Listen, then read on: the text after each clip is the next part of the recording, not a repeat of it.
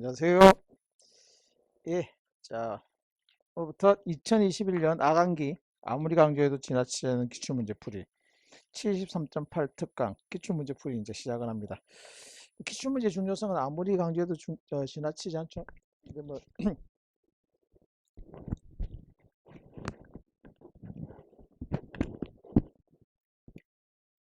익히 잘 알고 있는 것이죠. 73.8% 이거는 사실 뭐 전체 평균으로 그렇지만 보면 그렇지만 행정법은 이거보다 훨씬 더 기출문제가 출제가 더 많이 되죠. 뭐 80% 이상 뭐 시험에 따라서는 그렇게 나오는 부분이기 때문에 그래서 기출 문제의 중요성 아무리 관계도 지나치지 않다. 다음 이제 우리가 11월 달부터 이제 문제풀이가 시작되고 기출 문제 2개월 그리고 이제 1월, 2월은 단원별 그리고 3월 달부터 이제 국가직 대비 전범위 실시간 모의고사죠. 그러면 채점도 하고 실시간에 OMR카도 작성하고 채점도 하고 뭐 등수도 나오고 막 그렇게 합니다. 그리고 이제 지방직 대비해서 또 시험 치고 이제 그게 이제 앞으로 남아 있는 문제풀이 과정인데 지금 이제 기출문제풀이의 취지부터 이야기하면 이게 여러분들 문제 푸는 능력을 함양한다 뭐 그런 측면도 있긴 있습니다. 그렇긴 한데 기출문제는 문제풀이하는 비율은 한 반, 그러니까 풀이하는 능력을 기르는 건 반, 나머지 반은 기본 교재에서 우리가 평면적으로 봤던 거죠. 우리가 아마 7월달, 8월달 기본반 들었던 학생들, 그다음에 9월달, 10월달 심화반 이렇게 들었던 학생들, 아니면 이제 뭐 기본반 듣고 바로 문제 풀이하거나 뭐 이런 학생들 이제 다양하긴 한데 결국 기본적인 이론 강의를 열심히 들었는데 이론 강의는 우리가 평면적이죠. 물론 이제 중간중간에 뭐 책에 있는 기출 문제를 풀거나 이런 경우도 있긴 있지만 대부분 다 이론 내용을 학습하는 뭐 그 정도 그게 이제 주 목적이었는데 그게 우리가 책에는 다 옳은 말만 있단 말이에요. 옳은 말만 있기 때문에 맞는 말 지문으로 여러분들이 공부를 하다 보면 다 아는 것 같거든.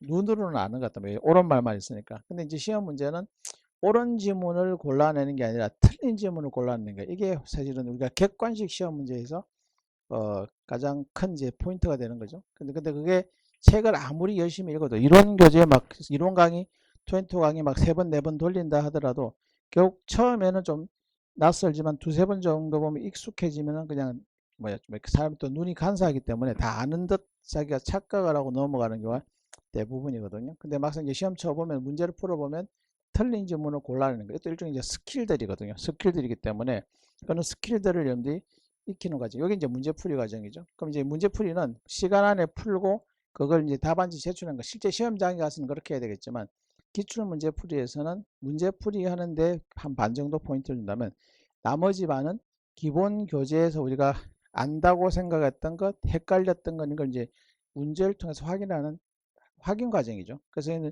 기출 문제는 복습하는 게 상당히 중요합니다. 오늘 했던 거 여러분들이 뭐야 수업을 듣고 점심 식사하시고 이제 오후 시간에 바로 오후 시간에 물론 다른 또 수업 스케줄이 있긴 하겠습니다만 그만 어쨌든 오늘 안에 봤던 내용을 교재를 통해서 반복 학습하는 거. 교재에서 꼭 찾아서 확인하는 과정이 필요하죠. 물론 이제 확인을 안 해도 잘 안다. 그러면 뭐야?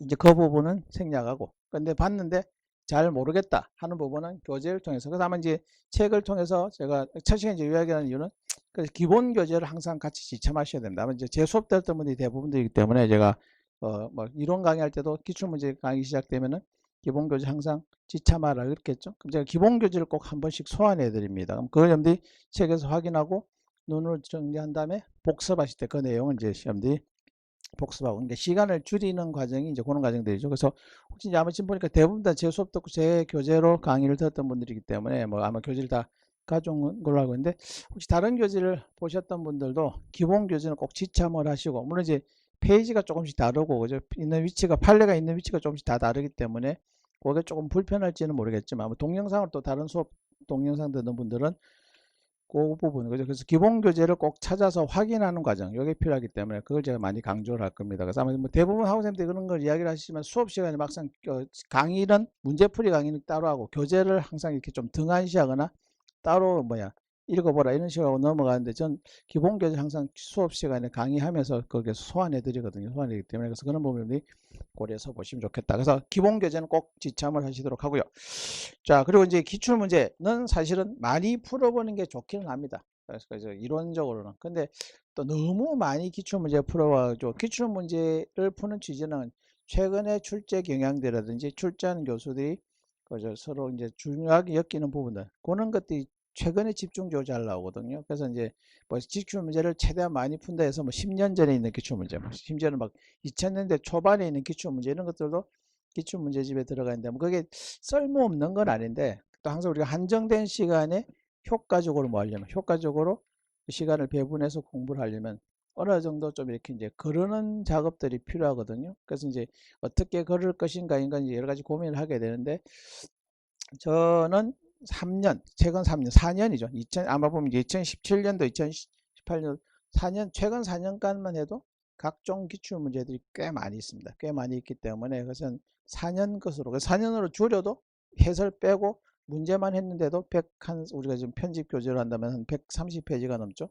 후반부는 또 조금 더 많습니다. 아마 100한 5, 60페이지 정도 그러니까 거기에 있는 문제만 해도 상당히 양이 많거든요. 그것은 최신 판례를 작년에도 그렇고 재작년 저는 이제 기출문제 풀이할 때는 최근 기출문제를 좀 더 집중적으로 보는 것이기 때문에 최근 4년간이죠. 최근 4년간의 기출문제를 좀 더 집중적으로 보겠다. 그걸 보게 되고요. 그 나머지 이제 그 이전에 있는 기출문제는 또 그중에 제가 중요하다 싶은 건 나중에 우리 1월달, 1월달 단원별 문제 풀이할 때 그때 이제 기출문제 일부 반영하고 또 교수님들 문제집에 있는 문제 이런 것들을 반영해 가지고 그래서 그렇게 이제 커리큘럼을 그렇게 진행을 하니까 그래서 혹시 기출문제가 뭐 2016년도 이전 기출 문제는 없으니까 또 여러분들 좀 불안해하는 경향이 있고 실제 이제 시중에 나는 기출 문제집들을 보면은 2000년, 2010년대 초반, 뭐 심지어는 2010년 이전에 있는 기출 문제까지 책에 수록하는 경우가 있는데 뭐 대부분 다 비슷한 문제들이 계속 반복적으로 나오기 때문에 그리고 기출 문제를 푸는 그 효과를 높이려면 최근 기출 문제를 좀 더 집중적으로 보는 게 더 효과적이다. 그래서 제가 이제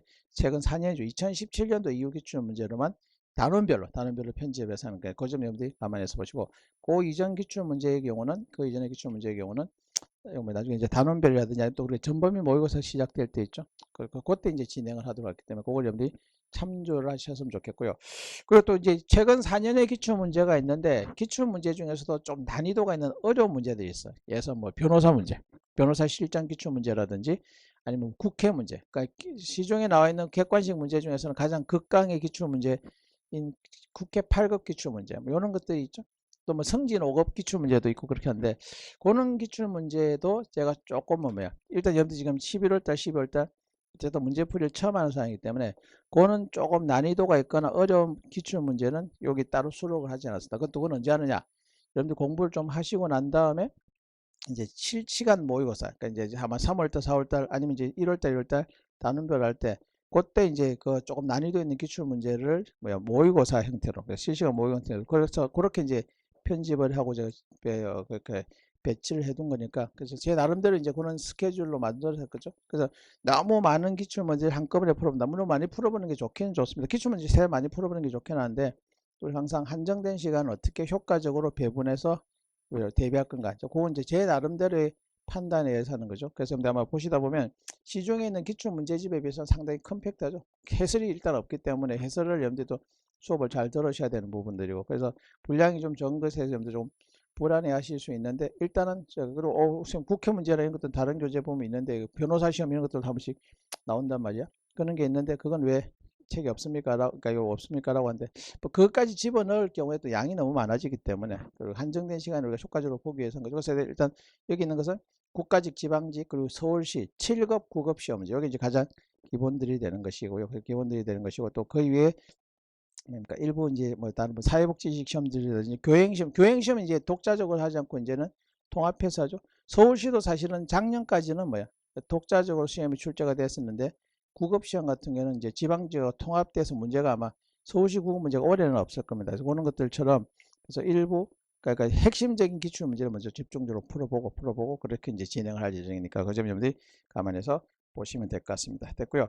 자, 그리고 이제 수업 진행하는 방식은 일단 여러분들 오늘 했던 방식대로죠. 시작할 때 일단 단원별이죠. 단원별이기 때문에 단원별 문제풀이를 하게 되는데 시작할 때 이렇게 한 20문제 정도죠. 20문제. 오늘 할 진도에 해당되는 부분을 20문제 정도 모의고사 형식으로 역시 한번 풀어보셨죠? 풀어보시고 그걸 이제 먼저 설명을 하고 그리고 이제 잠시 쉬고 이제 교재에 들어가서 그럼 이제 오늘 모의고사에서 봤던 내용 한번 쭉 훑어보고 그 다음에 이제 교재로 들어가서 또 한 번 더 보게 되고 그러니까 그래서 단원별로 하고 어느 정도 글을 일은 거의 없겠지만 혹시 예습을 해오고 싶다 참 다음 시간에 어디까지 예습을 해야 됩니까? 라고 한다면 대충 뭐 지금 페이지가 우리가 130페이지 정도죠.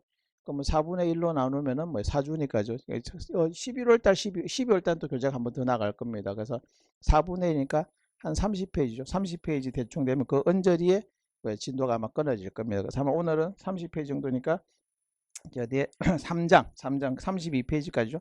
1편의 3장까지가 아마 될 것이고, 그럼 다음 주에는 또 그 뒤에 한 30페이지 정도 대충 편집이 비슷하거든요. 그래서 그러면 이제 다음 주에는 30페이지 정도가 되니까 이제 허가 정도, 하하면 허가 앞에죠. 허가 앞에 행정의 내용 64페이지 정도까지가 다음 되고, 이제 그런 식으로 하면 대충 비슷한 언저리에 페이지가 맞아야 될 거니까 이제 그렇게 여러분들이 가만히 서 보시면 되겠다.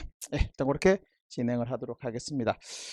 자, 이제 문제를 풀면서 보고요. 그 상태에서 제가 수업 문제를, 그러니까 문제풀이 할 때는 일단 전 지문을 다 다루는 걸 기본으로 하고, 그럼 여러분들 이제 오늘 이제 첫 시간에 1번 봐 통칭이죠. 그럼 여러분들이 기본 교재 통칭의 파트죠. 통칭의 파트를 같이 소환해서, 그럼 이제 수업 시간에 기본반 심화 때 했던 책의 아래 위에 옆에 여백에 있는 것들죠. 그런 걸 또 한 번씩 소환해 보기 때문에 교재에서 꼭 확인하는 작업들이 필요해요. 그래서 제가 늘 이야기하지만 찌라시라는 표현 좀 쓰면 안 돼요. 지라시죠. 지라시에다는 여기다 뭐 열심히 너무 많이 적지 마.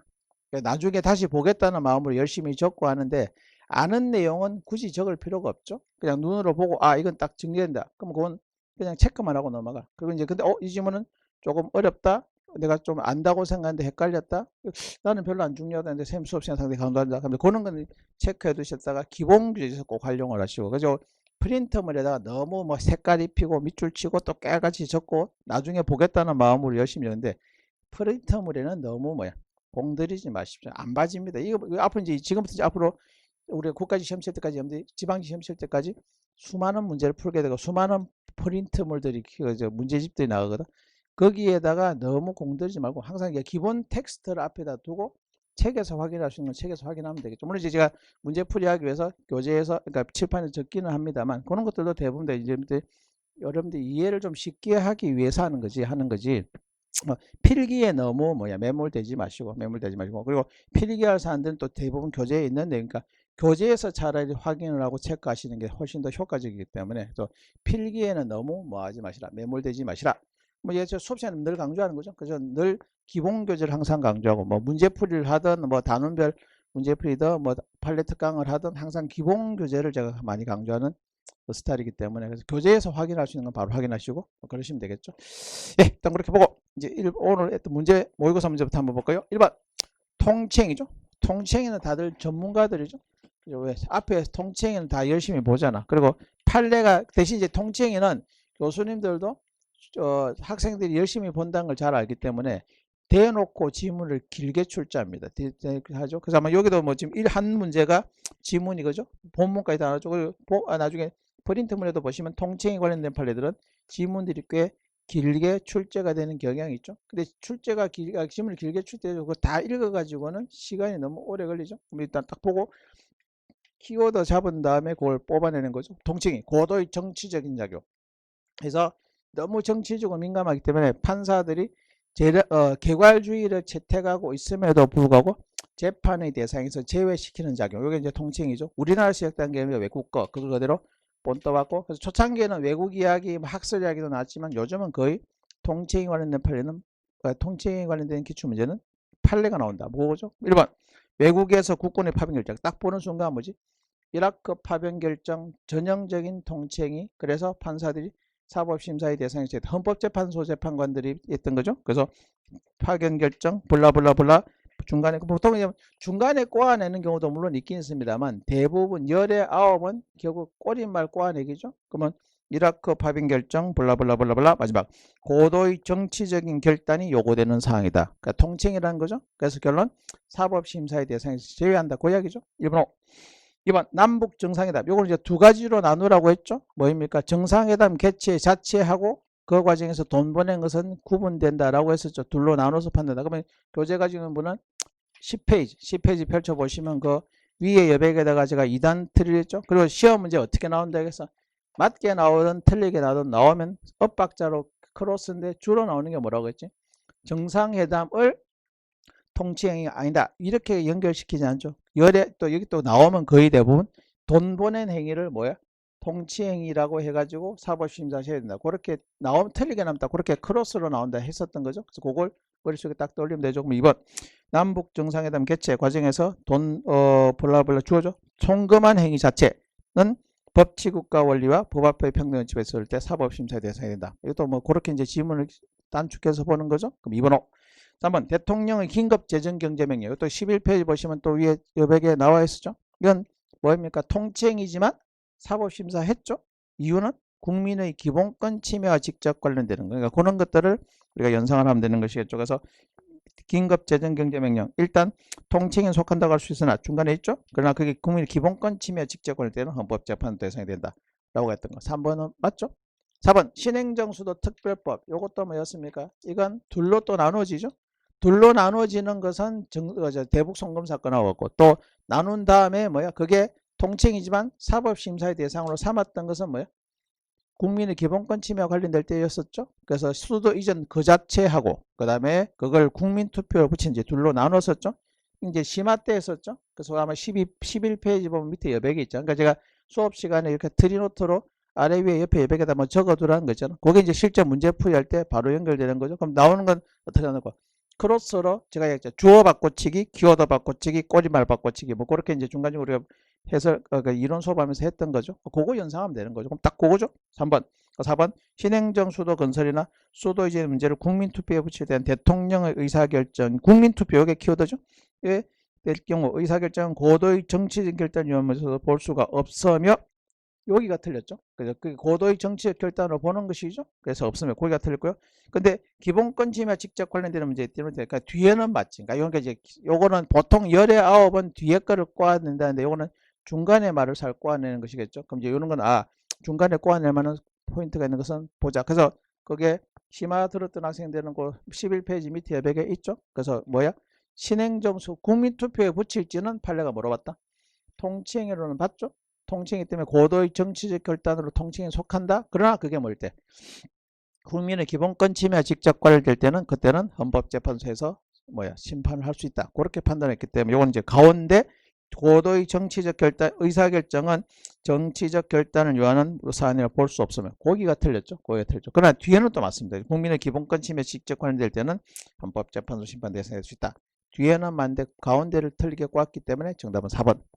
이게 1, 2, 3, 4번이 통치행위에서 나올 수 있는 가장 대표적인 판례 4가지가 다 있죠. 근데 지문의 길이나 이런 건 길잖아. 그럼 이건 우리가 다 읽어서는 경쟁력이 떨어지죠. 이건 그러니까 통칭에 딱 나오면 이제 전체가 머릿속에 들어있어야 돼. 그러니까 지문을 보고 그 OX를 판독하는 게 아니라 지문에서 그러니까 판례는 이미 머릿속에 들어있고 어떻게 출제가 되고 그러니까 나중에 우리가 교재에서도 보겠지만 그 재봉 교재에서 보긴 하겠지만 그럼 나오는 패턴들이 거의 비슷한 게 아니라 거의 같아.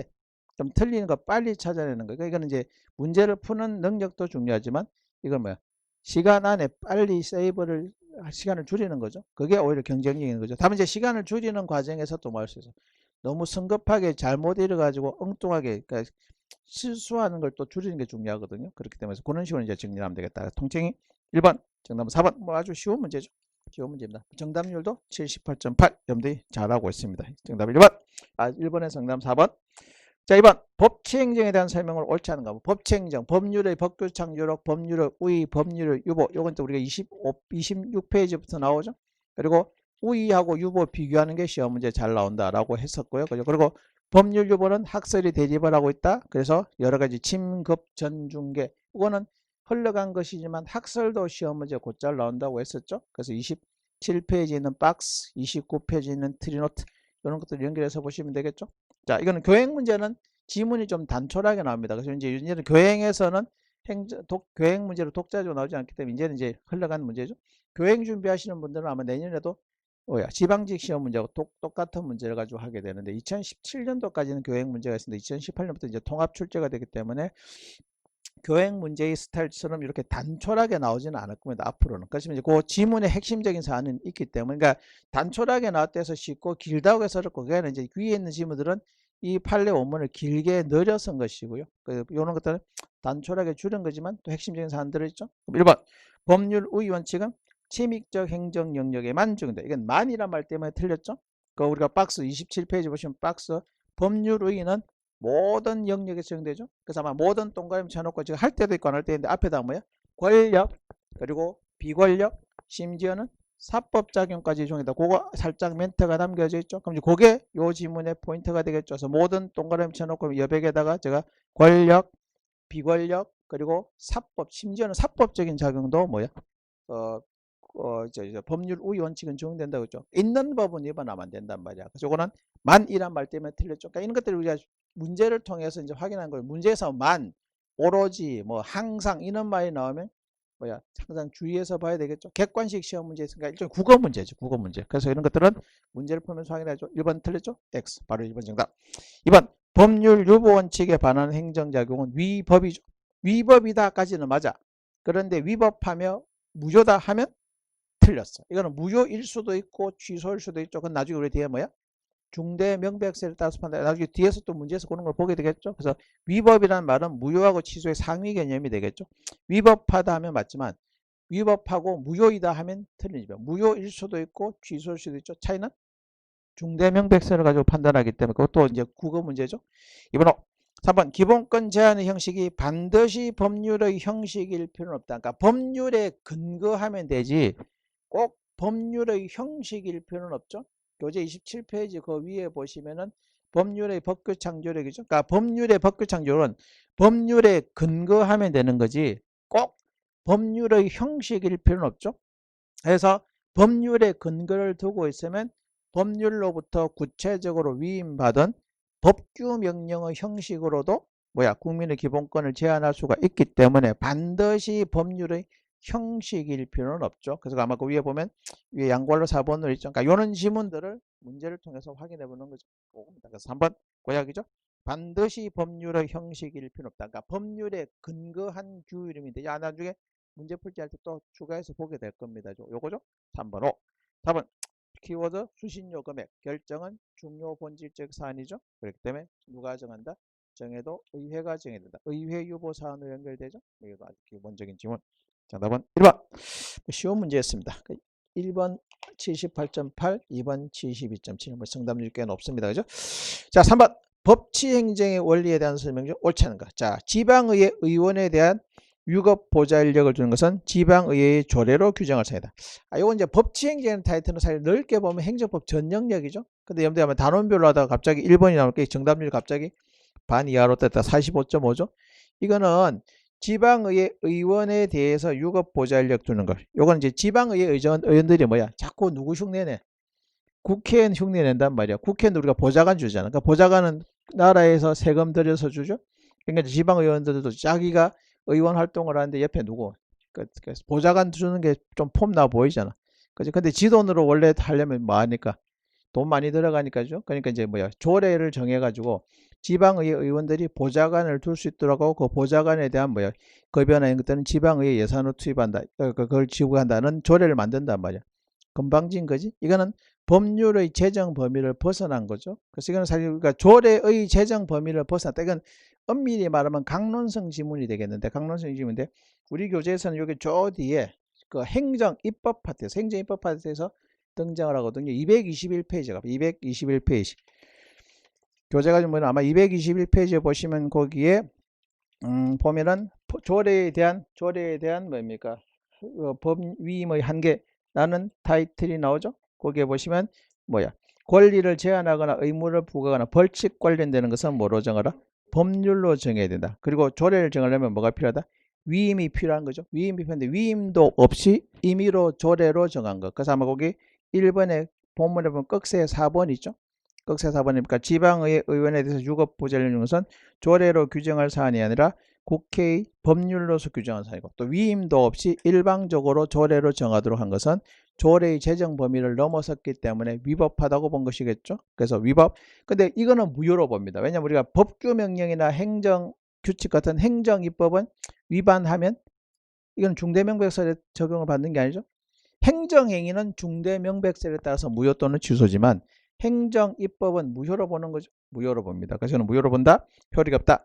맞는 질문이 되겠죠. 그래서 1번이 틀린 거죠. 그래서 법치행정이라고 하니까 여러분들 진도별로 뒤에 게 이제 나오니까. 그러니까 시험은 전범위죠. 그러니까 우리가 실전 기출문제 전범위죠. 그래서 가급적이면 진도별로 하는 게 대부분의 문제지만 가끔씩 거도 보면 전 영역에 걸치는 문제들도 있거든. 그러니까 그런 거 이제 문제 풀면서 이제 오며 가며 확인해 본 거죠. 아마 요 여러분들이 내용을 몰라서 틀렸다기보다 뒤에 있는 거니까 앞에 열심히 보고 왔는데 갑자기 이제 뒤에 있는 지문이 하나 막 섞여 오니까 그것 때문에 아마 정답률, 여러분들 정답률을 보면 대충 여러분들 심리 상태를 알 수 있을 것 같아요. 여러분들 상태를 알 수 있거든요. 수년간 또 하다 보니까 이게 정답률이 왜 낮은가 나름대로 분석을 해보면 뭐 앞에서 열심히 이제 법률 박스 열심히 물론 예습은 안 했겠지만 열심히 그 부분을 보고 있는데 갑자기 뒤에 있는 게 툭 튀어 들어오니까 그지. 그러니까 아 이거는 낯설다.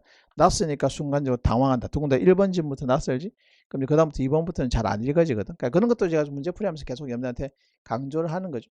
낯선 지문 나오면 일단 넘겨야 돼. 그러니까 낯선 지문 나오면 학생들이 야 이건 틀렸다. 이건 뭐지?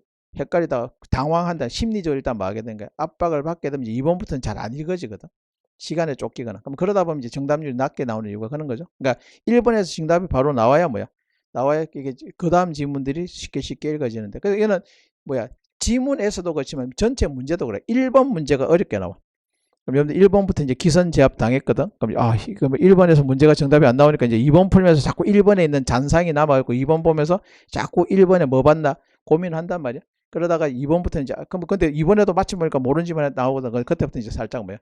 멘붕 상태가 오기 시작하면서 이제 3번부터는 시간에 쫓기고 그럼 계속 그런 상황들이 생기거든. 나중에 이제 모의고사 칠 때도 제가 그런 걸 여러분들 계속 강조하는데 그래서 저는 전통적으로 1번 문제 나중에 전범위할 때 뭐겠지만 1번 문제는 지문을 아주 길게 어렵게 내는 게 또 제 나름대로 제 나름대로 이제 그 출제 요령이죠. 그래서 그런 것들인데 요것도 아마 그래서 1번 지문 결코 어려운 지문 아님에도 불구하고 여러분들 정답률이 좀 낮게 나온 이유는 아마 그런 상황이었을 것 같습니다. 그죠? 그래서 일단 그래서 1번 틀렸죠. X. 2번. 근데 1번 몰라도 그럼 우리가 또 객관식은 어차피 지 아무리 까불어봐야 넷 중에 하나 답이잖아. 그죠? 정답 넷 중에 하나이기 때문에 그럼 2번 보면 돼. 뭐 일단 1번 모른다. 일단 유보. 2번. 법률 유보 원칙은 행정의 발동에서 조직법적 근거 말고 작용법적 근거도 필요하다는 거죠. 이건 또 우리가 27페이지에 보시면은 그 밑에 박스 밑에 법률 유보할 때 법률은 이게 조직 근거, 작용 근거를 우리가 나중에 행정 계획이나 아니면 행정 지도할 때 행정 계획이나 행정지도. 특히 행정지도는 비권력적 사실행위이기 때문에 근거는 없어도 된다잖아. 근데 그때 근거는 뭐야? 그 구체적인 행정작용을 하기 위한 작용법적 근거죠. 그러니까 특별한 전제 없이 물어본다면 법률 유보는 작용법적 근거를 말하죠. 그러나 최소한 뭐는 있어야 돼? 소관 업무 범위 안에는 들어가야 되기 때문에 조직법적 근거는 필요하다. 그거는 그죠. 근데 특별한 전제 없이 법률 유보는 작용법적 근거를 말하지만 한 번씩 지문에서 조직법, 작용법 이런 말들 쓰죠. 그래서 아마 그 박스 밑에 보면 그건 보통 기본반에서 심할 때도 잘 안 하는데 그 밑에 보니까 봐. 법률 유보에서 법률은 세 가지가 있는데 그중에 조직법과 작용법 그리고 통제규범 이렇게 돼 있는데 법률 유보는 뭐를 말한다? 작용법적 근거 규정을 말한다 라고 되어 있죠. 그런 질문을 또 요즘에서 한번 소환해 보는 거니까 이것은 평소 때는 잘 안 봐지는 거란 말이에요. 근데 이제 문제를 풀면서 책에 있는 또 중간중간에 숨어 있는 지문들이 있잖아. 그런 것들 우리가 또 한번 아까 제가 첫 시간에 했잖아요. 제일 처음에 말씀드린 것처럼 문제풀이는 문제를 풀어서 점수를 잘 받는 거. 물론 이것도 중요하긴 합니다만 여러분들이 사기 진작에서 점수를 잘 받는 것도 중요하긴 합니다만 그것보다는 교재를 좀 더 꼼꼼하게 살펴본다. 이게 특히 기출문제풀이의 목표거든요. 그래서 그런 걸 여러분들이 잘 활용을 해서 보시라. 그럼 이제 2번 맞죠? 작용법적 규범이 요구되는 겁니다. 2번 맞죠? 3번 법률의원칙. 이건 계속 반복되죠. 모던이죠. 4번 법률의원은 합헌적 절차, 합헌적 법률만이 우위가 있다. 라고 하는 거죠. 요거는 우리가 보통 이제 형식적 법치주의, 실질적 법치주의 이거는 편 쓰죠. 형식적 법치주의는 법의 형식만 갖추면 내용은 안 묻는 거잖아. 그래서 악법도 법이다. 라고 하는 게 형식적 법치주의죠. 반면 실질적 법치주의는 내용까지도 헌법에 부합해야 된다. 합헌적인 법률만 우위를 주는 거죠. 그러면 만약에 법률이 헌법에 위반되면 바로잡는 것, 위헌 법률 심판 이런 것들이 뭐야? 그런 시스템이 마련되어 있는 게 진정한 실질적 법치주의죠. 그러니까 이런 지문은 25페이지 봐. 25페이지. 그제 25페이지 보시면 거기에 앞에 보시면은 형식적 법치주의, 실질적 법치주의가 나오죠. 그게 보니까 법률 우위라는 파트가 나오잖아. 그러니까 법률의 내용이죠. 법률 내용 보니까 뭐지? 합헌적 법률만이 우위가 된다. 라고 하는 말들이 나와 있나? 그죠? 그래서 보니까 형식적 법치주의는 법률의 형식에만 강조되지만 실질적 법치주의는 내용까지도 강조되기 때문에 뭐야? 합헌적 헌법에 합치하는 법률의 우위를 인정하죠. 만약에 법률이 헌법에 위반되면 그건 헌법재판을 통해서 그 밑에 헌법재판이죠. 그걸 통해서 잘못된 법률을 바로잡는 헌법재판 제도가 인정이 되고 있죠. 형식적 법치주의는 그런 게 없단 말이야. 그죠? 그래서 우리가 지향하는 법치주의는 뭐기 때문에 실질적 법치주의이기 때문에 그다죠. 법률위는 국가의 행정은 합헌적 절차에 따라 제정된 법률에 위반되면 안 된다. 그 이야기죠. 그러니까 3번, 4번 그렇게 그러니까 조금 여러분들이 생소하기는 하네요. 당장 그러니까 설명을 들으면 별로 어려운 내용은 아닌데 조금 이제 낯설어서 여러분들 어렵게 느껴지는 부분이 있죠. 그래서 제가 계속 뭐 아마 앞으로 계속 이야기했지만 기출 문제 풀이는 뭐야? 문제를 풀어서 정답을 찾아내는 과정은 반이고요. 나머지 반은 오히려 뒤에 있는 교재를 통해서 책을 통해서 확인하는 과정. 이게 더 의미가 있는 부분이거든요. 그런 이런 식으로 이제 정리를 하는 거죠. 그래서 그러면 되겠습니다. 그래서 정답은 1번 45.5%. 자, 4번 법률 적합성 원칙이죠. 또 역시 법치행정 법률 적합성이죠. 1번 법률 유보 이거 계속 나오죠. 1번 위에 있는 3번에 뭐야? 2번 지문과 거의 같은 지문이죠. 그래서 작용법적을 말하고 개별적 근거도 맞죠? 2번 법규의 명문의 근거가 없음에도 환경보전이란 중대한 공익상 이유로 산림훼손 허가를 거부하는 것은 법률 유보 원칙에 비추어 허용된다. 요게 틀렸거든. 근데 이게 이것도 봐. 이제 3번의 1번 지문처럼 우리 교재에서는 요 저 뒤에 허가 파트에 나왔어요. 그래서 엄밀히 말하면 요 2번 지문은 이번 산림훼손 허가죠. 키워드는 산림훼손 허가. 산림훼손 허가는 허가의 범주에 들어가죠. 허가는 요건 갖추면 풀어줘야 되잖아. 무슨 행위야? 기속행위죠. 근데 허가이라 하더라도 뭐가 고려됐을 때 공익적 목적이 있으면 뭐 할 수 있지. 허가를 거부할 수도 있는 상황이 되는데 사안별로 조금씩 다르죠. 그래서 뭐 처음에 음식점 그 다음에 뭐 책을 보고 합시다. 책을 보는 게 좋겠죠. 교재 보시면 317페이지. 올해 교재 기준입니다. 작년 교재는 페이지가 한 2, 3페이지 정도 약간 오차가 있으니까 작년 교재에 있는 분들은 조금 그러면 감안해서 보시면 돼요. 작년 교재 아마 319페이지 좀 되려나 모르겠다. 거기에 보면 음식점 나오죠. 2번 건축 나오죠. 2번, 3번, 4번, 5번 건축 나오죠. 다음 페이지에 보시면 주유소가 나오죠. 그러다가 마지막에 있는 세 가지. 마지막에 세 가지. 산림훼손 허가. 산림훼손 허가는 뭐야? 허가의 범주에 들어가지만 뭐야? 중대한 공익상 필요가 있으면 허가를 거부할 수 있고 그 경우 법률의 명문의 근거 규정이 없어도 가능하다. 그래서 이제 산림훼손 허가는 허가의 범주에 들어가지만 거의 뭐에 해당된다? 재량행위로 볼 수 있다. 뭐 그렇게 정리했던 거 있었죠? 그래서 8번 판례 올해 그제 8번 작년에 아마 7번 판례겠는데 그거 페이지 적혀도 있죠? 그럼 그 지문이 이제 소환되어 온 거죠. 그리고 또 정답률이 상당히 조금 65.2면 조금 낮은 이유가 이제 이것도 역시 막 뒤에 게 섞여 나오기 때문에죠. 2번에 그래서 틀렸습니다. 2번 X죠. 그래서 산림훼손 허가를 거부한 것은 법률의 명문의 근거 규정이 없어도 허용이 된다. 왜? 공익적 목적 때문에. 공익적 목적이 있을 때는 근거가 없어도 가능하다. 그래서 산림훼손 허가는 허가의 범주에 들어가지만 실질적으로 재량행위의 성격을 한다. 그렇게 설명했던 적이 있죠. 그겁니다. 2번 X. 정답 2번. 3번. 행정청이 행정처분 단계에서 처분의 근거된 법률을 위헌이라 판단하여 적용을 거부하는 것은 권력분리 원칙상. 그러니까 이제 7번 문제는 조금 난이도가 있죠. 이건 뭡니까? 입법부가 법률을 만들었어. 그럼 행정부 그걸 집행하죠. 근데 집행하는 여러분 행정공무원인데 보니까 이게 법률이 헌법에 위반되는 것 같아. 행정공무원이 여러분들 보기에. 그럼 여러분들이 이거는 법률이 헌법에 위반되니까 이건 집행 못하겠다 할 수 있겠는가? 그건 행정부의 권한이 아니야. 행정부는 법을 집행하죠. 그럼 이제 만약에 이 잘못된 법을 바로잡는 것은 잘못된 법을 바로잡는 것은 뭐야? 규범을 바로잡는 건 규범통제죠. 그래서 규범통제는 누구의 권한이야?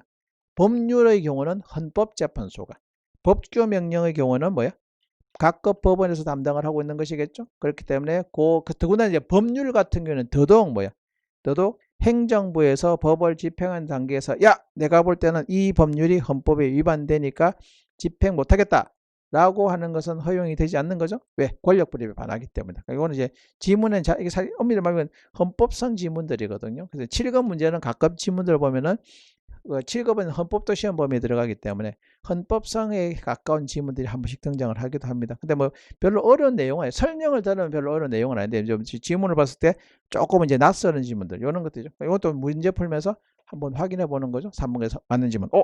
4번 납세 의무자에게 조세의 납부 의무뿐만 아니라 스스로 과세 표준과 세액을 계산하여 신고하여야 하는 의무까지 부하는 경우에 신고 의무 불이행에 따른 납세 의무자가 있게 될 불이익은 법률로 정해된다. 그러니까 세금 관련된 것은 국민한테 유리한 거 불리한 거?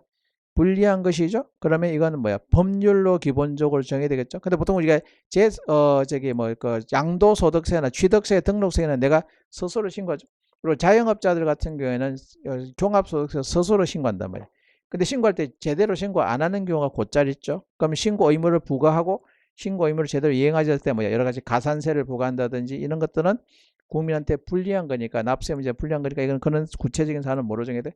행정부가 임의로 정하면 안 되고 법률로 정해야 돼. 그러니까 중요하고 본질적인 사실일수록 국민의 대표기관 의가 법률. 그러니까 중요상 유보서하고 연결된 중요상 유보서를 판시한 판례는 아니지만 이제 교수들이 그렇게 지문에서 해석을 하고 있는 것이 교재에서 해석을 하고 있는 거죠. 그래서 그런 취지죠. 그래서 납세 의무자에게 조세 납부 의무뿐만 아니라 스스로 과세 표준과 세액을 계산하여 신고하는 의무까지 부과하는 것. 신고 의무 불이행에 따른 납세 의무자가 받게 될 불이익까지도 국민의 대표기관인 의회가 법률로 정해야 돼요. 중요상 유보서라고도 연결되는 부분들이 되겠죠. 예, 일단 그렇게 정리를 해서 보시면 되겠다. 됐고요. 자, 정답은 그래서 2번. 요거 7급 문제가 조금 이거는 이제 난이도가 있게 나왔죠. 됐습니다. 정답은 2번. 정답률은 65점이. 잘나가다가 이제 5번에서 폭탄을 맞았다 그지? 27.3%. 왜 그런가 한번 봅시다. 5번. 법률 유보 원칙이지. 법률 유보 원칙. 이거는 지방직 9급 그 하에는 건 그 당시 시험을 2번 쳤었어. 그러니까 상반기, 하반기 해가지고. 근데 지방직에 사회복지공무원을 별도로 뽑았던 시절이 있었거든요. 한 2, 3년 전에 또 사회복지공무원을 따로 뽑고 시험을 따로 쳤었어. 그래서 이제 9급 시험으로 나오기도 하고 사회복지 시험으로 나오기도 했는데, 근데 추가 시험을 쳤던 적이 있었거든요. 그래서 그때 이제 하 이야기인데 뭐 그건 크게 의미 있는 건 아니고 기출 문제 자체가 중요하죠. 1번 대법원은 구도시 및 주거환경정비법 제28조 사항 본문이 사업인가 신청하면서 동의 요건을 조합의 정관으로 포괄적으로 위임한 것. 포괄이행 금지 원칙 중에서 위배된다. 이게 좀 어렵죠? 근데 이건 아마 기본반에서는 안 했어. 제가 심화반에서 다뤘던데, 그러면 요런 문제가 나왔을 때 우리가 문제를 풀기 위해서 필요한 게 뭐지? 32페이지가 봐. 교재 32페이지에 보시면은 조합이죠, 조합. 그러니까 조합. 정관이죠, 정관. 그래서 키워드는 법률에서 우리가 이게 이제 뭐 안 들었던 학생들을 위해서 또 다른 교재를 보면서 한번 더 소환해 보죠. 중요한 거니까 좀 어렵죠. 헌법, 법률, 교재에 있는 분은 바로 적을 필요 없습니다. 그냥 설명만 잘 들으면 되고요. 혹시 안 적은 분을 위해서 한번 하는 거죠. 요게 성문법의 상하 단계 구조죠. 그러면 법률에서 여기 기본적으로 법률로 정해야 돼. 그게 법률 유보 원칙이지. 법률에 근거를 되겠죠. 근데 법률에서 모든 사안을 정할 수 없으니까 밑에는 행정부한테 그 입법 권한을 위임을 하죠. 요게 이제 위임이죠. 근데 위임을 할 때 어떻게? 통째로 넘어가면 안 되지. 그래서 여기서 여기 넘어갈 때 뭐 하면 안 돼? 포괄이행 금지죠. 포괄이임을 금지한다. 이건 나중에 2편 행정입법에서 나오죠. 그래서 포괄이임 금지 원칙이 적용이 되죠. 포괄이임 금지 원칙이 적용이 되죠. 적용이 됩니다. 그런데 법률에서 요 밑에 자치법규, 조례죠. 조례가 자치법규의 대표인가. 법률에서 조례로 위임할 때는 뭐 해도 된다? 뭐 해야 된다? 또 보통은 포괄이임은 금지하지만 법률에서 조례로 위임할 때는 이거 뭐야? 포괄적인 위임도 허용이 된다. 이렇게 한 거죠. 취지는 왜 그렇지? 조례를 제정하는 지방의회는 주민이 직접 뽑았죠. 요걸 그러니까 민주적 정당성, 지역적인 민주적 정당성이 있죠. 민주적 정당성이 있는 것이고, 그리고 우리 헌법은 포괄적인 자치권을 부여줘. 현실은 중앙집권이지만 뭐예요? 지향하는 바는 자치권을 넓게 인정해 주죠. 그래서 지역의 자율성이 있는 것은 좀 더 자율적으로 정할수록 포괄적인 자치권을 부여했기 때문에 법률에서 여기로 위임할 때, 바로 있는 명령어로 위임할 때는 포괄이행 금지이지만 그 밑에 있는 조례로 위임할 때는 포괄적인 위임도 허용된다. 이걸 저 뒤에서 아까 221페이지에 나왔던 이야기죠. 그런데 정관은 그러니까 그러니까 공법인이든 사법인이든 법인으로 법에 의해서 사람처럼 취급되는 게 법인인데 법인으로 설립을 하고 등기를 하고 하려면 정관이 필요하거든. 그러니까 법인 내부에 있는 내부 규칙이야. 요걸 정관이라고 한단 말이야. 그런데 일정한 사실을 법률에서 정관으로 위임을 할 때는 이거는 아예 대놓고 더 조례보다 더 자율적인 사안을 정하기 때문에, 그래서 이거는 대놓고 뭐 한다? 포괄적인 위임 금지, 포괄임 금지 원칙이 적용되지 않는다. 그러니까 포괄임 금지 원칙이 적용되지 않으니까 포괄적인 위임은 허용된다라고 하는 것이겠죠. 그런데 그럼에도 불구하고 그게 국민의 기본권과 밀접한 관련성 있는 중요하고 본질적인 사안이라면 그건 법률로 정하고 뭐야? 의회, 그러니까 정관으로 함부로 위임하면 안 된다. 그래서 뭐는 적용된다? 의회 유보 원칙이죠. 의회 유보 원칙은 여전히 적용이 된다. 그러니까 상호 모순 같아 보이지만 판례가 그렇게 선언하고 있죠. 그게 이제 31페이지 보시면 31페이지 보시면 그 5번 판례 앞에 있잖아. 5번 판례에 있었죠. 그래서 5번 판례에 그게 나와 있었고요. 그럼 이제 결국 포인트가 된 것은, 그래서 요게 주로 많이 나왔는데 근데 요거에다가 이제 뭐야? 그러면 도대체 어떤 사안이 중요하고 본질적인 사안인가? 요게 이제 구체적인 판례로 서로 연결되는 것이겠죠? 그래서 요거는 적으려면 31페이지 위에 31페이지고 밑에 여백이 있을 거예요. 그러니까 단과 들었던 학생은 아마 거기에 적혀져 있죠. 안 들었던 학생들은 그 31페이지 밑에 여백이 있으니까 거기에다가 적어두는 게 좋겠죠. 그래서 대의원 선출 관련된 거. 대의원 선출 관련 것은 중요하고 본질적 사안이다 아니다?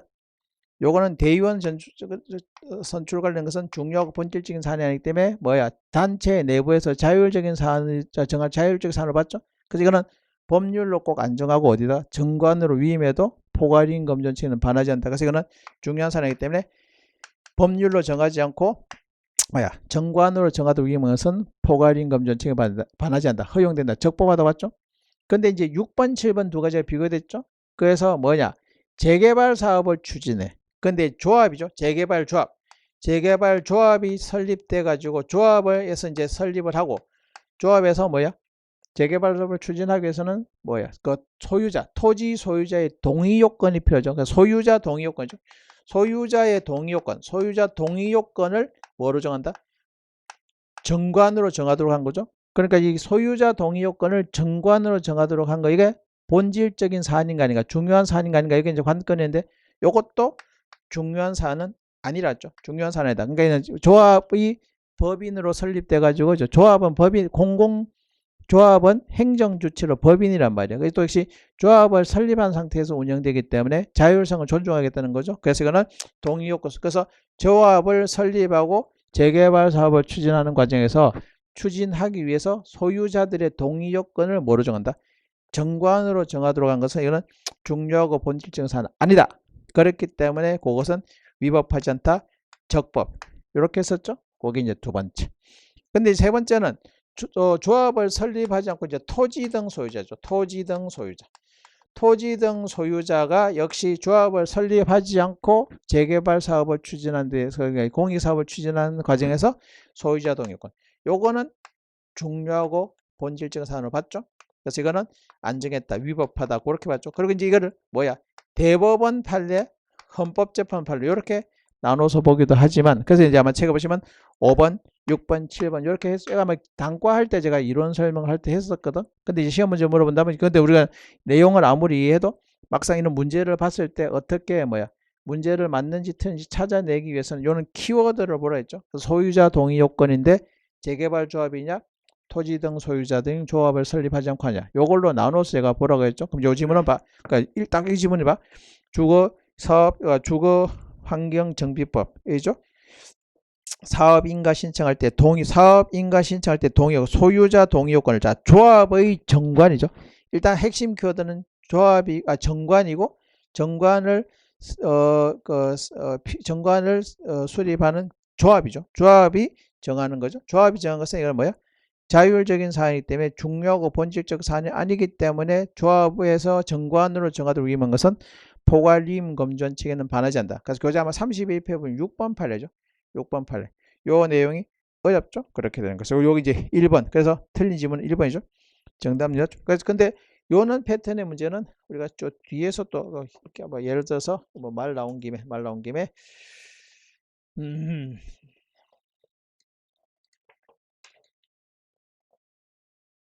자, 교재 10페이지 보십시오. 10페이지 보시면 10페이지 보시면 9번 지문이 나오죠? 그 9번 문제가 나오죠? 10페이지 9번 문제 보기 3번 봐봐. 헌법재판소는 토지 등 소유자가 도시환경정비사업을 시행하는 경우에 사업시행 인가 신청 시 필요한 토지 등 소유자의 동의 정족수를 정하는 것은 국민의 권리 의무의 형성에 관한 기본적 본질적 사안이기 때문에 법률 여부, 의회 유보 원칙이 지켜야 될 영역으로 본다. 요거는 맞는 지문이죠. 그러니까 그럼 여러분들이 지문을 요거 9번에 3번 따로 보고 요 예제 3번 5번에 1번 따로 보면 헷갈리잖아. 그러니까 그래서 제가 요 작업 해드린 거죠. 그래서 여러분들이 물어보는 게 이 지문을 물어보는 건지 요 지문을 물어보는지를 알고 있어야 이 지문을 OX를 판독할 수 있잖아. 근데 그걸 평면적으로 봐가지고는 이게 정리가 안 되는 거지. 그래서 그러니까 요는 수업 시간에 제가 책 자랑 엄청 많이 하잖아. 제 수업 듣는 학생들 맨날 이제 책자는 이제 앞으로 계속 책자를 할 거야. 왜냐하면 문제 풀다 보면 내가 이렇게 정리하는 게 너무 딱딱 맞았대죠. 그리고 기본 교재 계속 활용한다고 했죠. 그리고 따로 뭐가 필요 없어. 서브노트 필요 없다고 했지. 요약집도 따로 필요 없고 책 자체의 아래 위에 옆에 여백에 있는 걸 활용을 하고 그냥 그 작업을 하는데 이제 더 정교하게 다듬는 거죠. 그럼 여러분들이 열심히 만들어 놓은 책을 활용을 해야 되잖아. 그러니까 보통 보면 기본 교재 열심히 봐. 근데 열심히 책 만들어놨는데 또 요약집 나면 또 요약집 받고 또 그것도 열심히 만들었는데 문제집 기출문제 보자. 기출문제 보면 또 그게 너무 정보가 되니까 또 그 기출문제 열심히 봐. 그러니까 물론 열심히 보는 자체는 여러분들이 나무랄 게 아니지만 너무 이게 가성비 떨어지나 봐. 그 열심히 책 봐놨는데 그건 또 나몰라라고 또 새 책 나오면 새 책 열심히 보고 또 나몰라라고 문제 풀 때 또 문제 풀 때 열심히 적었고 제가 제일 비효 안타까운 점이 하나거든. 기본 교재 하나 가지고 계속 마으면 돼. 책의 아래 위에 옆에 그리고 활용하는 방법까지 이야기해드리죠. 그럼 이 지문 하면 이 지문 물어보는 거지. 이 지문 뭔지를 지문에서 이제 판독을 해내는 거죠. 근데 출제하는 교수님들은 또 기가 막히게 어떻게 하면 학생들이 괴로워하는지를 너무 잘 알거든. 출제자는 기본적으로 세디스트야. 세디스트냐 메조키스트냐 그건 맨날 헷갈리는 거죠. 어쨌든 가학성이야. 학생들이 괴로워하는 게 좋아. 왜? 문제 푸는데 학생들이 막 정답률 낮게 나오잖아. 짜릿짜릿한 쾌감이 느껴진다니까. 내가 함정판 걸 학생들이 잘 빠져줬구나. 너무 나름대로 팠는데 학생들이 정답률 없잖아. 괜히 불쾌. 그죠? 그래서 그런 경우가 있거든. 그래서 이제 그런 걸 교수들이 잘 알기 때문에 그래서 제가 단연간 강의도 하기도 했지만 그전 때 수험 생활이고 또 그러면서 제가 여러 가지 출제한 교수들이 어떻게 함정을 편지에 대한 이제 경험이 있으니까 이제 그걸 제가 강조해갖고 책으로 정리해주고 이제 딱 이게 바로 활용이 되는 거죠. 아마 그 심화 들었던 학생들 제가 밑에 예배에 적어놔라고 했죠. 그럼 요거 물어보는 거죠. 그러니까 요는 작업들 앞으로 계속 해나갈 것이고 요거는 기출문제뿐만 아니라 단원별 할 때도 그럴 것이고 나중에 또 전범위 모의고사 할 때도 할 겁니다. 다음에 이제 단원별이나 기출문제는 우리가 단원별로 하기 때문에 이제 순차적으로 보긴 하기 때문에 그나마 여러분들 또 많은데 바로 이제 비슷한 문제를 찾았는데 전범위는 실제 글자가 전범위가 왔다 갔다 하기 때문에 그때 이제 더 정신없지만 그건 어느 정도 뭐였기 때문에 익숙하게 트레이닝을 했기 때문에 이제 그걸 또 찾아내는 게 좀 더 빨라지는 거죠. 그래서 교재의 이 판례가 어디 있는지 빨리 찾아내는 것도 능력자야. 어디 있는지도 모르잖아 지금. 찾아줘야 알잖아. 근데 이제 공부를 좀 하면 이제 이게 책에 어디쯤 있었다라는 걸 찾아내서 확인하는 거 그것도 능력이 있는 거거든. 근데 그 과정을 여러분들이 최대한 줄여두려고 제가 책에서 확인하고 페이지 표시해드리고 그런 작업들이니까 그런 데겠죠. 그래서 보면 1번 틀렸죠. X 정답이니까 아마 정답이 좀 낮은 게 여러분들 아직까지 요는 조금 난이도 있는 어려운 문제에서 좀 여러분들 아직 익숙하지 않기 때문에 그런 거죠. 1번 그래서 틀렸죠. X 정답 1번. 2번 헌법재판소는 법률 여부 형식 그건 좀 전에 지금 최근에 요 지문이 잘 나오죠. 법률에 근거하면 되는 거지. 꼭 법률의 형식일 필요는 없다. 그 지문이 그 이야기죠. 그래서 법률의 형식에 대하여 법률 여부 형식에 대해서 반드시 법률에 의한 규율만이 아니라 법률에 근거한 규율이면 되기 때문에 기본권 제한 형식이 반드시 법률의 형식일 필요는 없다. 요 지문이 또 나오죠. 그러니까 이거는 이제 지문을 두 줄로 길게 해놓은 것이고 아까 이번에 문제는 이거는 간단하게 3번으로 줄여놨지만 결국 같은 취지가 되겠죠. 그래서 그러면 또 아까 26페이지, 27페이지 위에 있는 양괄호 4번 그 지문을 또 한 번 더 소환하면 되겠죠. 2번, 5. 3번 헌법재판소 중학교 의무교육 실시 여부 자체는 법률로 정해진 기본 사안이죠. 법률 여부 사안이나 실시 시기 범위 이런 것들은 세부적인 사안. 그러니까 헌법재판소 이건 사실 헌법 지문이긴 한데 의무교육은 헌법에 나와 있거든. 그런데 초등학교 6년은 필수적이고 중학교 3년은 의무 교육을 이제 순차적으로 지금 이제 거의 대부분 뭐입니까? 대부분 중학교도 의무 교육을 이제 시행하지만 초창기에 90년대 초반 그때는 의무 교육을 하면 국가가 재정이 상당히 부담이 되잖아. 그래서 이제 순차적으로 실시했었단 말이야. 그래서 이제 도서벽지라든지 뭐 농촌 지역부터 하고 도시 지역은 또 뭐야 좀 이제 순차적으로 시기를 늦췄거든. 근데 그건 법률로 시기를 정하도록 한 거. 요것은 뭐야 의회 그러니까 입법 제량을 인정해 준 것이겠죠. 고약입니다. 그래서 의무교육 실시 여부 자체는 법률로 정해야 돼. 다만 이제 실시 시기 범위 구체적인 실시는 뭐로 정하는 것이야? 법률 요구 사안에다가 그러니까 시행령이나 이런 것들 그러니까 법률에서 의무 교육을 시행을 하되 구체적인 방법, 시기, 범위 그리고 이런 것들은 순차적으로 정하도록 시행령으로 위임하는 거죠. 이것은 중요 그건 헌법에 위반되지 않는다라고 본 것이겠죠. 그래서 한번 맞는 이야기. 4번 지방의회 유급보제 또 나오죠. 이게 최근에 한 2, 3년 동안 교수들이 계속 문제를 잘 내는 거죠. 그 아까 위에서도 했었고 여기 또 다른 뒤에 보면 본문에 가면 또 보게 될 거야. 본문에 가면 또 보게 되겠죠. 그래서 그거 그럼 유급보자 인력 나왔죠. 이것은 중요하고 이거는 의회가 법률로 정해지 조례로 정할 문제는 아니다. 근데 조례로 정한 것은 잘못된 것이다. 라고 한 거죠. 그래서 4번 정답은 2번. 그러니까 이런 지문들은 조금 1, 2, 3, 4번들이 딱 한눈에 익숙하게 보던 지문들이 아니죠. 그 다음에 5번이 정답률이 27.3% 나온 이유가 이제 그는 것 같아 보입니다. 그럼 또 한번 연습하는 거죠. 됐어. 자, 6번. 행정법의 법은 이제 한 단어 넘어갔죠. 법원 옳지 않은 거. 교행 문제는 아주 단촐하죠. 신뢰보원칙은 실정법상 원래 신뢰보원칙은 불문법 원칙이지만 실정법의 근거 규정을 두고 있죠. 행정절차법 4조야. 국세기본법 18조 3항이죠. 1번 2번 대통령의 긴급명령, 긴급재정경제명령 이거는 법규명령이지만 법률과 동급인 법률 대위적 법규명령이죠. 이것도 법원으로 보죠. 2번 3번 관세 및 무역 같으라고 이야기하는 거죠. 조약도 국내 법원으로 기능을 하죠. 그럼 포지션은 국회 동의받으면 법률과 동급. 국회 동의 안 받은 것은 명령과 동급이다. 근데 어쨌든 법률로 보든 명령으로 보든 법원으로 보는 거죠. 3번으로. 4번 남북교류 합의서. 북한은 국가가 아니죠. 그때 합의서는 조약이 아니야. 조약이 아니기 때문에 국회의 동의가 필요한 것도 아니고 그리고 법률로서의 구속력이 있는 것도 아니죠. 그래서 남북교류 합의서 국가 간의 조약은 아닌 것이죠. 틀렸습니다. 정답은 4번. 이것도 우리가 책에 보시면 법원 파트에 나오는 이야기들이 되겠죠. 이렇게 잘 알고 있는 내용이고 그래서 그건 38페이지 보시면 4번 지문 있죠. 이건 비교적 쉽습니다. 60.6 7번 행정법의 법원 또 한 번 나오죠. 처분적 법률은 형식적 의무법. 그러니까 처분적 법률은 겉모양은 법률인데 알맹이는 행정이야. 그죠? 근데 어쨌든 형식, 겉모양은 법이기 때문에 형식적 의미의 법률이죠. 1번 2번 일반적으로 관습법은 성문법에 대하여 개폐적 효력. 개폐는 그걸 개정하거나 폐지한 효력이 있는데 그는 학설이 있지. 그러나 통설은 관습법은 불문법이고 불문법은 성문법이 없을 때 보완해서 한다. 이거 보충적 효력이라고 이야기하죠. 보충적 효력. 그래서 2번 틀렸죠. 정답 2번. 41페이지 보시면 40페이지 보시면 관습법이 불문법으로 관판조가 나오죠. 그리고 이거는 35페이지부터 먼저 봐. 35페이지 보시면 관습법으로서의 우리가 가지고 불문법으로 관판조는 성문법이 없을 때 뭐한다? 보충적 적용한다. 트리노트가 나와 있죠. 그래서 보충은 하다 안 되면 최후 수단으로 요게 되겠죠. 그래서 그 보충적 효력이고 41페이지 가서 보시면 관습법 불문법의 대표는 관습법인데 관습법의 효력 두 가지 있잖아. 보충적 효력설과 개폐적 효력설이 있죠. 근데 뭐야? 보충적 효력이지. 그러니까 이거 지문은 내면 살짝 바꿔치기라고 했죠. 그래서 개폐적 효력은 아니죠. 그래서 3번 2번이 틀린 거죠. X. 3번 행정규칙이 법규성을 가지는 경우에는 법원성이죠. 이거는 이제 좀 가정적 판단이죠. 행정규칙은 법규범이라고 보니까 행정규칙은 법규범은 아니야.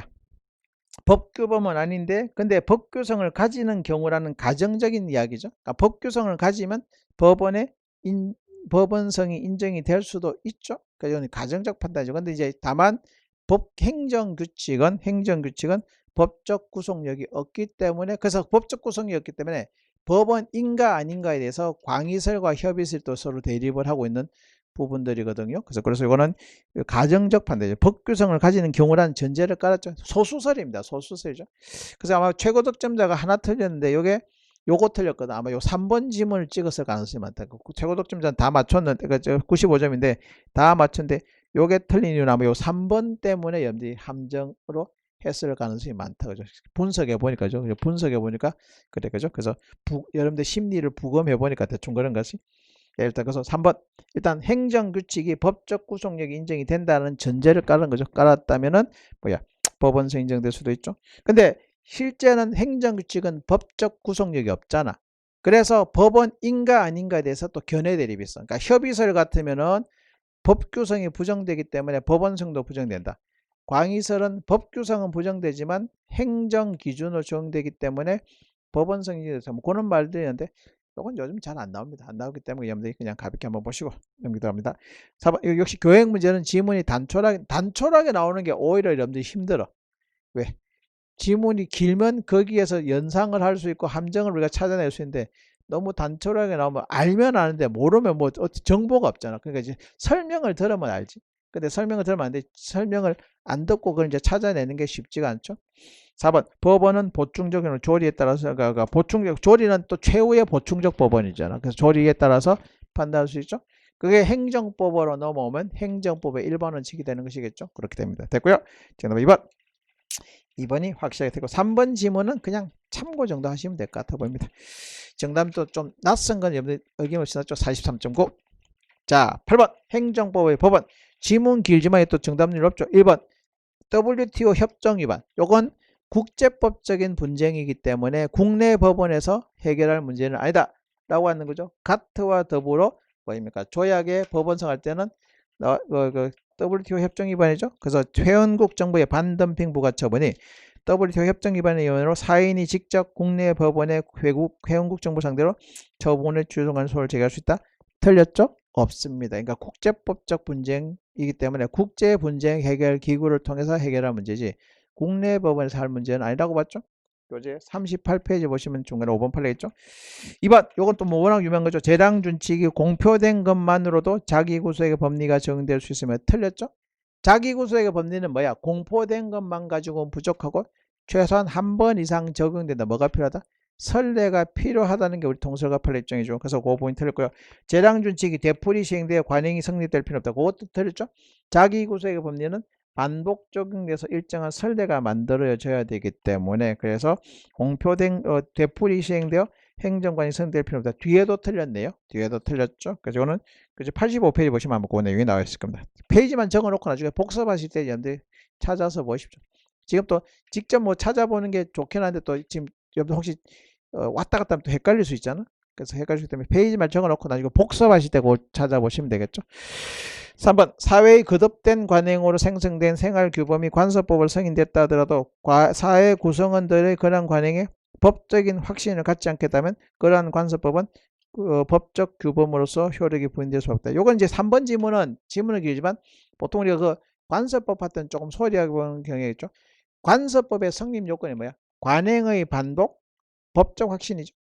근데 관행은 있지만 아직까지 법적인 확신이 없으면 관습법으로서 성립하지 않았기 때문에 법적 구속력 인정이 되지 않죠. 고약입니다. 그래서 관행이 반복됐다 관습법이다 하더라도 관행에 법적인 확신이 생기지 않았다면 그러면 관습법의 성립 요건이 뭐니까? 관행의 반복, 법적 확신이기 때문에 관행은 있으나 법적 확신이 없으면 요건 뭐가 되겠습니까? 법적 규범으로서 효력이 부인될 수밖에 없죠. 그렇게 됩니다. 그래서 3번이 맞는 질문이죠. 정답은 3번.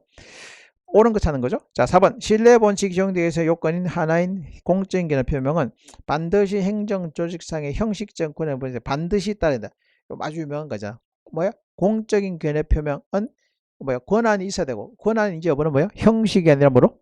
실질로 판단한다. 대순진리의 토지 형질 변경 불허가 사건이 있었죠. 요 지문은 뭐 앞으로 계속 보게 되는 지문이죠. 4번. 반드시 형식적인 권한 분쟁에 따른다. 반드시 형식적인 권한 분쟁에 따를 필요는 없죠. 형식이 아니라 뭐야? 실질적인 기준에 따라서 판단한다. 대순진리의 토지 형질 변경, 우려가 사건, 형식적인 권한 분쟁이 고해될 것은 아니고 라고 되어 있을 겁니다. 그제 60페이지, 60페이지 보시면 곱하리겠으니까 확인해서 뭐 워낙 유명한 거니까 이거는 뭐 여러분들이 익히 잘 알고 있는 내용들이죠. 4번 그래서 틀죠. 옳은 것이니까 3번 74.2. 9번 행정법의 1번은 행정법. 이건 비심평자법 워낙 뭐 유명한 것들이죠. 뭐 쉬운 지문들입니다. 신뢰 본칙은 국민이 법률적 규율이나 제도가 장래에 지속할 것을 하는 합리적 신뢰를 바탕으로 개인의 법적 지위를 형성했을 때 국가에게 그 국민의 신뢰를 되도록 보호할 것을 요구하는 법치국가의 판소가 있다. 뭐 신뢰 본칙의 기본 개념 설명이죠. 다만 신뢰 본칙은 헌법에 명시적으로 있지는 않아요. 헌법에 보면 신뢰 보원칙이라는 것이 헌법상의 명문 성문의 규정은 아니에요. 그래서 불문법 규칙인데 헌법에서 나와 있지 않고 법치국가 원리의 파생 원칙이다 라고 하는 지문. 요거는 보통 우리가 조금 소홀히 하기 쉽거든. 한번 봐두는 거죠. 그제 56페이지 보시면 그게 신뢰 본칙의 출발점에 되는 거죠. 1번에 보기 4번 지문은 한 번 좀. 그러니까 이런 것도 평소 때 제가 얘기했잖아. 평소 때는 이런 지문이 눈에 잘 안 들어가나 소홀히 하고 넘어가기가 쉽거든. 또 교수들이 그런 걸 집요하게 또 잘 물고 늘어지거든. 그러니까 헌법의 명문으로 규정하고 있지는 않지만 법치국가 원리, 법적 안정성, 법치국가 원리로부터 파생되는 원칙이다. 법치국가 원리의 파생 원칙이다. 그런 말들이 있죠. 그래서 1번 맞는 지문. 2번 행정청. 자, 이거 뭐 맨날 나오죠. 자기구속의 법리는 뭐라고 했어? 적법한 선례면 되죠. 위법한 선례는 아무리 반복적으로 됐다 하더라도 자기구속의 법리가 적용되지 않는다. 이거 뭐 제가 한 5년 동안 한 뭐 대여섯 번 이상, 5번 이상 나왔던 단골 지문인데 계속 보게 될 지문이죠. 그래서 2번 위법한 선례 반복. 자기구속의 법리 원칙에 따라 선례구속의 법리가 통일된다. 틀렸죠? 근데 이거는 조금 어려운 지문인데 신뢰보원칙과 자기구속의 원칙 요거는 다 틀린 거라고 반은 맞고 반은 틀린 거야. 뭔 말인 거니? 신뢰보원 우리가 이제 자기구속의 법리의 뿌리를 뭐로 봐? 평등원칙으로부터 파생됐다는 학설도 있고요. 뭐로부터? 신뢰보원칙으로부터 파생됐다는 학설도 있거든. 근데 만약에 자기구속의 법리의 뿌리를 통설은 우리가 평등원칙에서 도출됐죠. 평등원칙은 불법 앞에 평등을 요구할 수 없어. 근데 신뢰본칙에서 선행조치는 뭐지? 꼭 적법한 선례만 아니라 뭐야?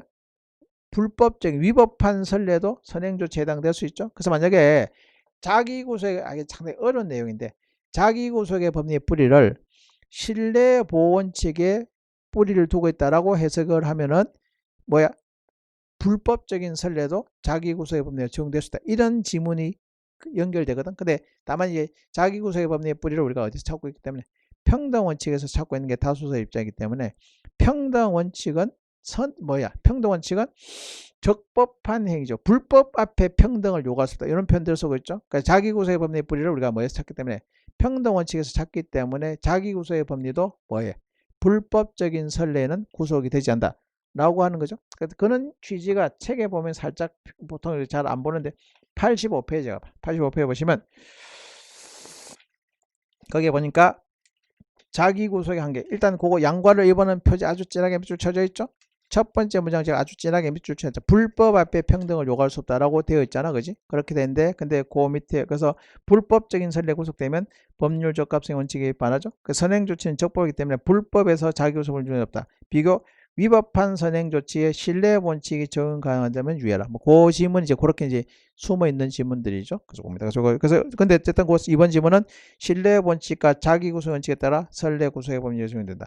자기구속의 법리는 불법적인 관행에는 구속력이 없기 때문에 그죠? 틀렸어. 정답 2번.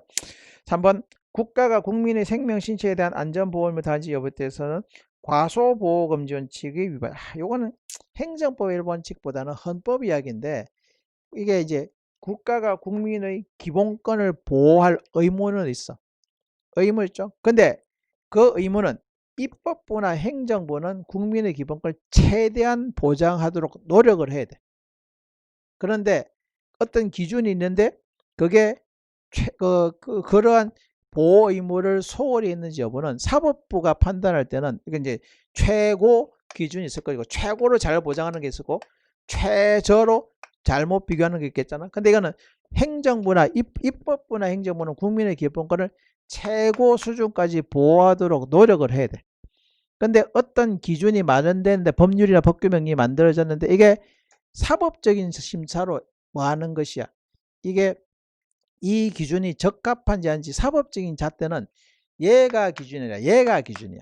그러니까 이것도 못 미치면 이건 위헌이지만 요거를 살짝 넘어섰다면 비록 뭐는 최고 수준까지는 못 미친다 하더라도 뭐야 최저 기준은 살짝 넘어섰기 때문에 이 상황 그러면 점차 최고 수준까지 뭐야 그 국가가 입법부나 행정부 특히 이제 복지 같은 경우는 뭐야 복지 같은 경우에는 뭐야 여러 가지 재정적인 뒷받침이 돼야 되잖아. 그래서 우리가 생각할 때는 최고 수준의 뭐 유럽에 있는 뭐 서구에 있는 뭐 그 북구에 있는 수준의 복지 수준은 지향하는 바지만 막상 현실적으로 그 기준이 위법인지 적법인지 합헌인지 위헌인지는 요 기준이야. 요 기준이거든. 그래서 그러니까 과소보호 금지가 지나치게 과소보호하는 것만 금지되지 그거를 살짝 넘어서면은 뭐야 함부로 이 상황을 위헌이라고 판단하면 안 돼. 이게 사실 헌법지문입니다. 헌법지문이기 때문에 그거죠. 그래서 국가가 국민의 생명, 신체의 안전을 보험을 다하지 않은지 여부의 심사는 과소보호금지 원칙이죠. 그러니까 최고 수준까지 보호하지 않으면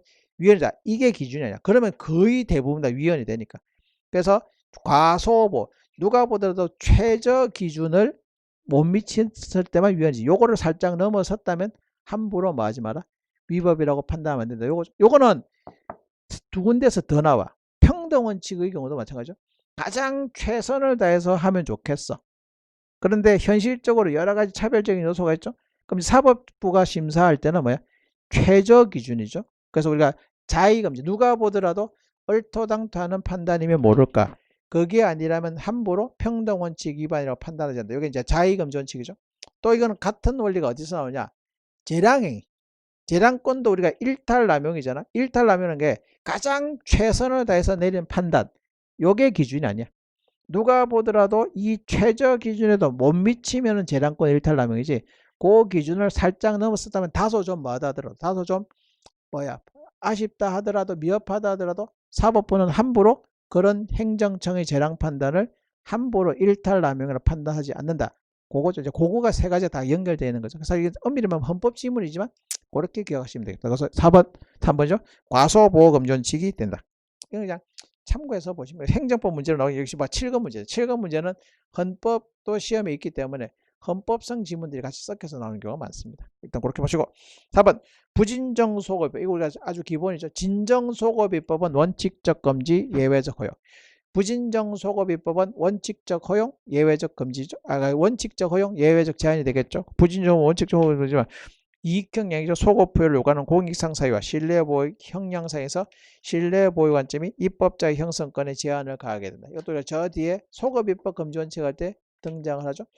교재를 보시면 92페이지든가 93, 2페이지, 3페이지에 뭐 나와 있는 지문들이죠. 그리고 그렇게 기억해서. 그리고 소급입법 금지 원칙은 우리가 신뢰보호 원칙의 파생 원칙이니까 행정법 1번 원칙의 문제를 봐도 무방한 거죠. 됐어.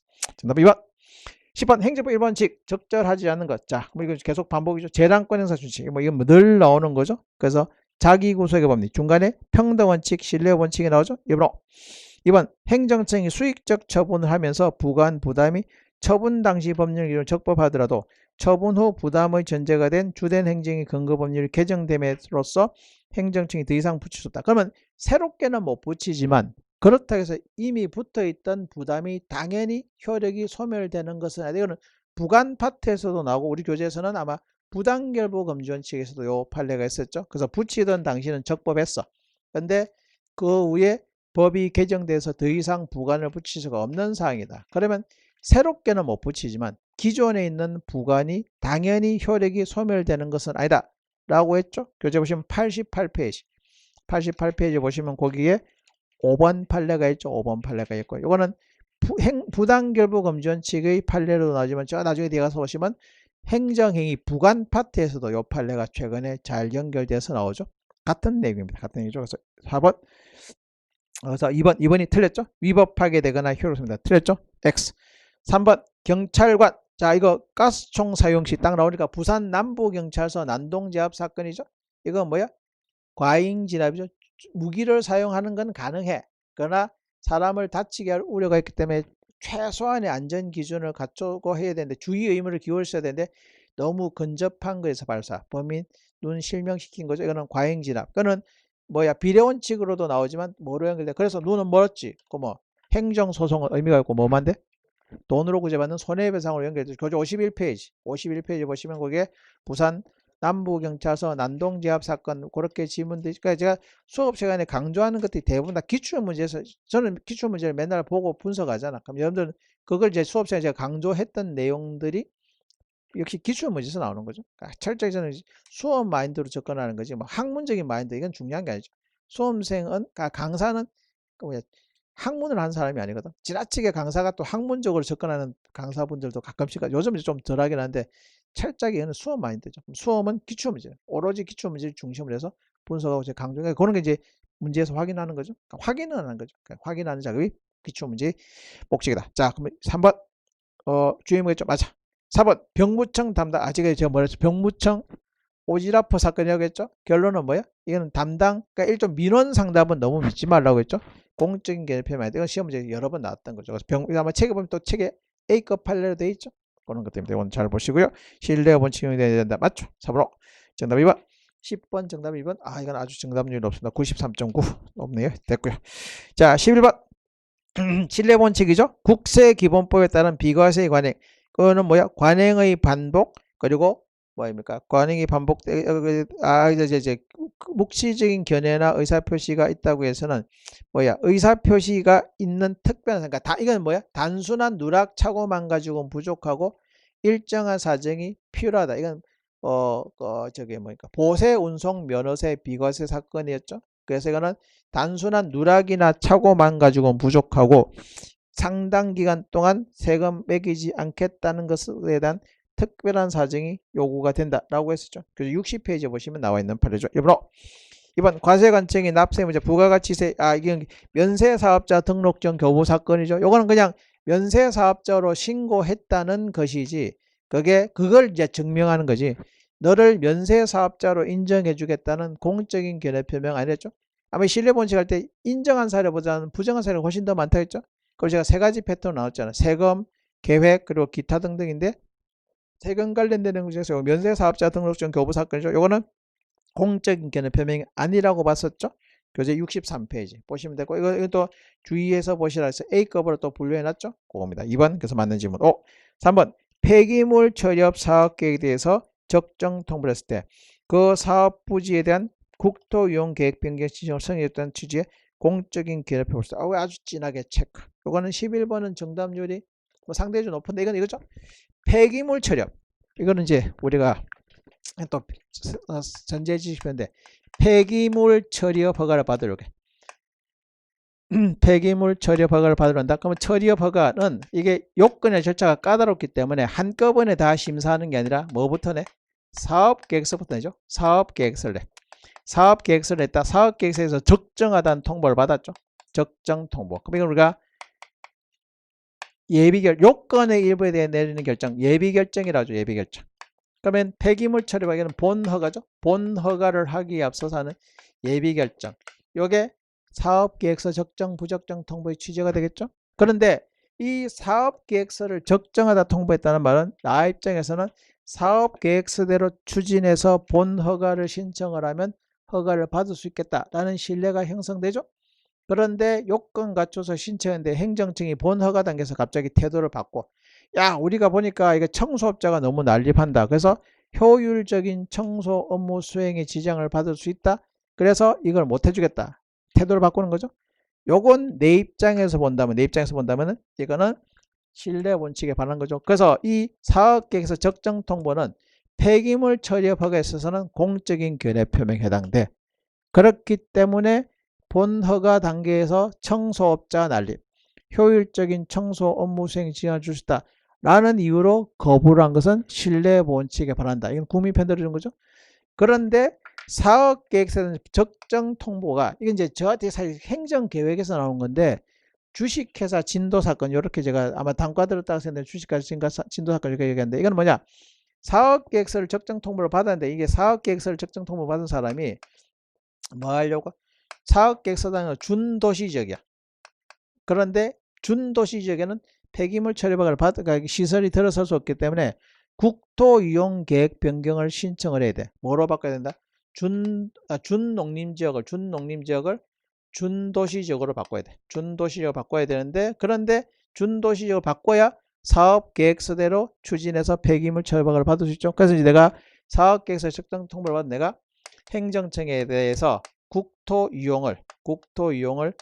국토이용계획이죠. 국토이용계획을 변경해달라고 신청했죠. 변경해달라고 신청했는데 그것을 거부당했죠.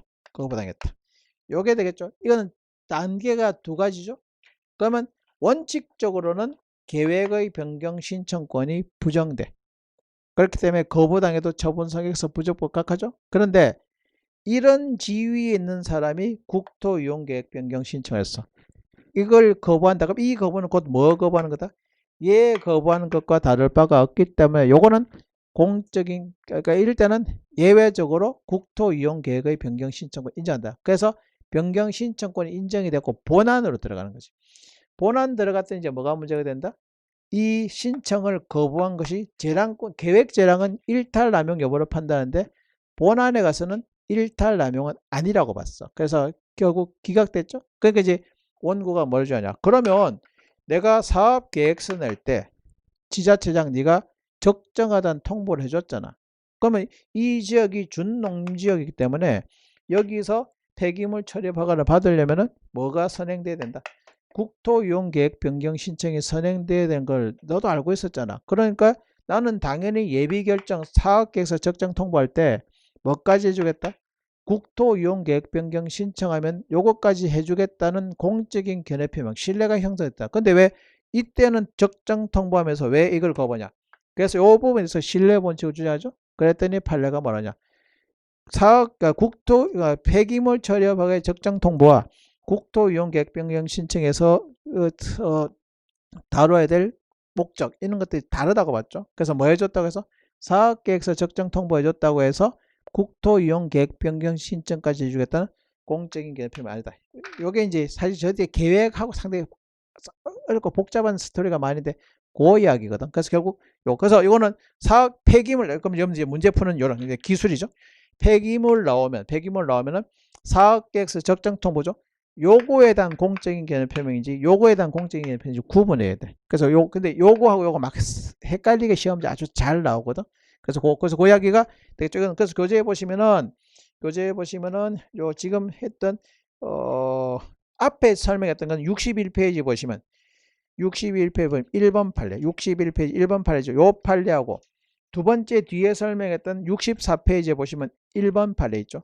64페이지는 1번 판례 2번 판례죠. 요거하고 헷갈리면 안 돼.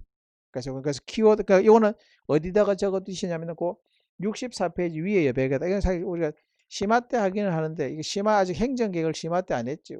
9월달 10월달 한번 내일 할 거예요. 내일 할 건데 그때 이야기를 한 번 더 할 건데 7월달 8월달 심화 들었다 학생들 요거 한번 제가 정리를 해놓은 게 있을 겁니다. 그래서 그거는 뭐 행정계획 파트에 적어둬도 되고 아니면 지금 이제 우리가 지금 행정 1번씩이니까 그 1번 64페이지 1번 파리 위에 여백에다 요거 적어 두시고 그래서 물어보는 게 얘 물어보기도 하고 쟤 물어보기도 하거든. 그래서 얘를 물어보는 건지 잘 구분해 가지고 보는 거죠. 그래서 이거는 청소업자 난리, 뭐 효율적인 청소 업무 수행을 준다, 수행에 지장을 준다 라고 해서 거부한 것은 신뢰 본칙 위반했다. 공적인 견해 표명에 해당된다고 본 것이고, 반면 얘죠. 얘는 부정되죠. 64페이지 그 1번 봐봐. 64페이지 1번에 꺽쇠 1번 봐.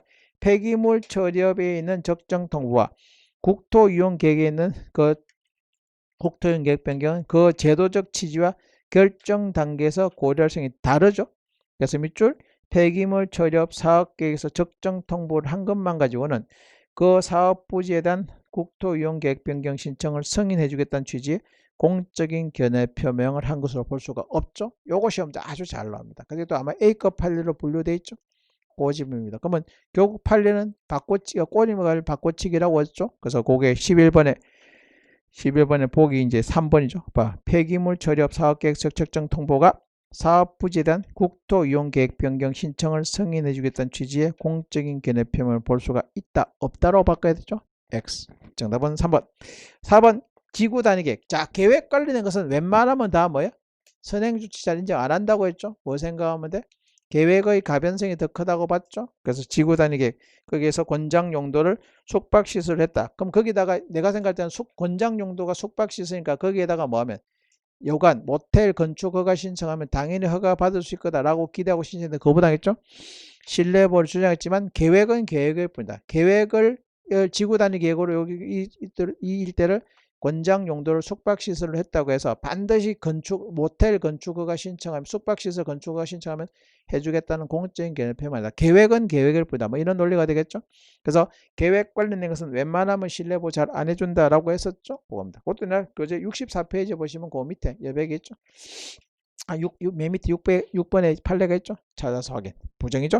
됐어. 그래서 문제를 통해서 판례를 또 교재를 활용하는 작업들이 그래서 뭐 여러분들 예습을 하고 싶은 의욕은 충분히 내가 이해하나 예습은 하지만 현실적으로 예습을 하기 힘들어. 너무 많기 때문에 그죠. 대신 뭐는 필요하다? 복습은 꼭 필요해. 그러니까 복습은 꼭 기본 교재를 통해서 복습하십시오.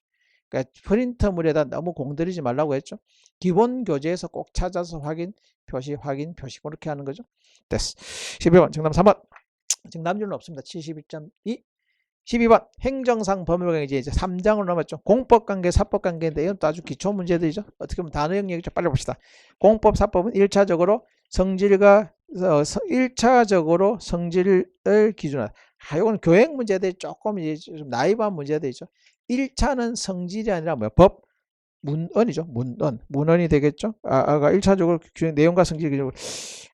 이거는 일단 문제가 좀 애매합니다. 일단 1번 기억은 유보, 2번 행정상 법률관계를 공법, 사법 구분하는 것은 소송, 리언은 확실하게 맞네요. 그죠? 그러니까 공법은 행정소송, 사법은 민사소송이죠. 리언은 확실히 맞고, 디귿 사립중학교 의무교육위탁관계는 사법, 이건 뭡니까?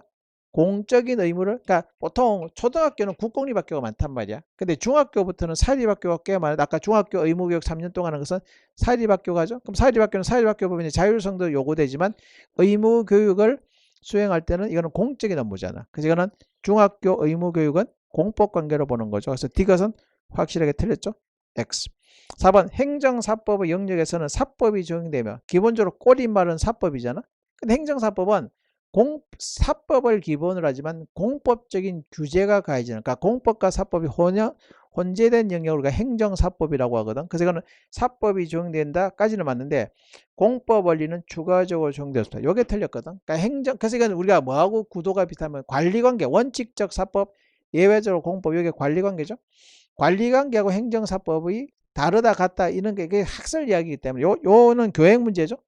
교행 문제 다음 문제 되죠. 그래서 이거는 교재에 보시면 우리가 공법관계, 사법관계 보시면은 나오는 이야기인데 106페이지에 보시면 거기에 보통 사법관계는 협의의 국고관계가 주로 나오죠. 근데 그 밑에 양관로 이번에 보니까 사법관계, 행정사법관계죠. 사법 형식으로 공행정 업무를 수행하죠. 그래서 기본적으로 사법이지만 그러나 공법적인 규제가 가해지는 거예요. 이건 저 뒤에 498페이지 보시면 그 내용이 나오죠. 그래서 이거는 행정사법 이론은 잘 안 나오는데 이게 교행 문제에서 이렇게 이론적인 부분들이 간단하게 나오거든요. 그래서 이거는 4번은 리얼을 확실히 틀죠. 기억도 문헌적으로 보면 1차적으로 규정 내용과 성질, 그러니까 규정 내용은 1차적으로는 법 문헌이고요.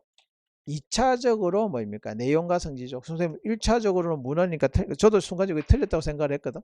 근데 또 조합형이기 때문에 또 갑자기 태세를 전환하죠. 태세 전환하고, 그러니까 지문의 취지를 좀 상대적으로 보는 거죠. 어쨌든 그래서 밑에 기억 니언죠. 니언은 확실하게 맞고, 니언은 확실하게 맞기 때문에 뭐하고 뭐는 탈락. 2번과 4번은 탈락. 그럼 이제 뭐하고 기억과 리얼이 판단 기준이 되는데 기억은 1차적으로 말은 조금 어폐가 있습니다. 우리 공법 사법의 1차는 뭐야? 성질이 아니라 법 조문 문헌이죠.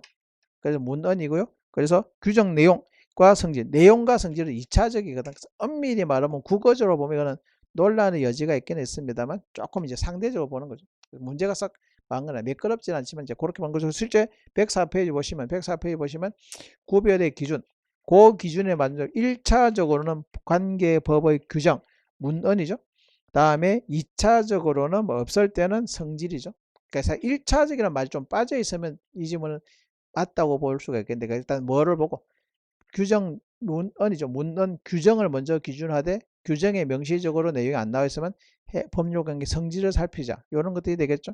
그것처럼. 그래서 이거는 1차적으로 말이 있어서 조금 혼동스럽기는 합니다만 조금 상대적으로 봐야 되는 부분들이 되겠네요. 저도 1차적으로 성질 순간적으로 틀렸다고 생각을 했는데 그거는 조금 상대적으로 보는 거죠. 됐고요. 그래서 나머지 지문들 보시고 이거 행정사법도 시험지는 잘 안 나오거든요. 안 나오는 건데 이제 교행 문제에서 한번 나왔기 때문에 확인만 합시다. 그래서 정답은 옳은 것이니까 1번을 합시다. 정답률은 12번, 78.8 뭐지? 비교전 없습니다. 13번 공법관계 13번, 14번, 15번 그리고 13, 14, 15 이건 이제 제가 교재에서 또 자랑하는 박스 나오죠? 뭐였습니까? 107페이지 보시면 사법관계 공법 비교 박스 활용하면 되는 거죠. 그러니까 문제에 보면 지문이 별로 없어. 그러니까 정보가 별로 없어. 그럼 결국 제가 뭐예요? 단어 문제라고 했죠? 그러니까 이거는 뭐 이해 영역이 아니라 이해를 하면 되긴 하지만 기본적으로 외워야 돼. 왜냐하면 결론을 물어보니까 빨리 풀어보면 돼요. 그러면 107페이지는 요 박스 계속 활용하죠. 자, 1번 공법관계 행정재산 사용수 행정재산이죠. 이거는 공법관계죠. 공적재산. 그럼 1번이 바로 정답이네. 2번 일반재산 국유재산은 공적인 재산과 사적인 재산이죠. 107페이지 제일 첫 번째 칸에 나오죠. 그거 비교 확인. 3번 예산의 입찰보증금 국고이수업체 이거는 사법관계죠. 사법관계에 해당되죠. 귀속조치니까 왠지 공권적 행사 같아 보입니다만 이거 그래서 아마 이거는 입찰보증금 국고이수업체는 아마 세 번째 칸에 첫 번째 칸만 좀 진하게 밑줄 쳐놓으려 했죠. 이거는 시험 문제 곧잘 나온다고 했죠. 사법관계입니다. 민사상 손해배상 액수를 정해놓고 그 의무 위반했을 때 국가에 귀속시키는 사법적인 활동으로 보는 거죠. 그래서 사법. 4번 서울특별시장 키워드는 공사죠. 공기업 직원들의 근무관계는 사법이죠. 그래서 4번 사법. 정답 1번. 14번 역시 나오죠. 국유재산 무단점자 변상금 돈 매기는 거잖아. 하명이죠. 행정행위는 공법이죠. 기억 공법. 옳은 것이니까 공법이니까 일단 밑에 보기 보니까 기억은 맞을 확률 75% 이상이죠. 기억이 만약에 틀려버리면 정답이 바로 4번이 나오니까 그죠. 그래서 또 이제 조합형을 또 나중에 푸는 쪽 요령들 제가 이야기하는 거죠. 그래서 일단 기억 니엇 개발 부담금 직권 취소 부당이득 그러니까 키워드는 부당이득이죠. 부당이득은 자 박스의 맨 마지막에 보면 뭐야 학자들은 공법이지만 판사들이 뭐로 보고 있어? 사법으로 보고 있죠. 그래서 개발 부담금 부과 취소면 뭐야 국가가 걷어갔던 개발 부담금 내한테 돌려줘야 되는데 부당이득 반환 의무가 있는 거죠. 이거는 사법관계로 보죠. 다만 부당이득이지만 최근에 공법으로 한놈 판례 뭐지? 그건 바로 오른쪽 부가가치세 환급 세액 지급 청구. 이거는 공법으로 보고 있죠. 그래서 근데 그 전제 없이 물어보기 때문에 기본 사법이죠. 그러면 니언 틀렸죠? 틀렸으니까 1번은 탈락.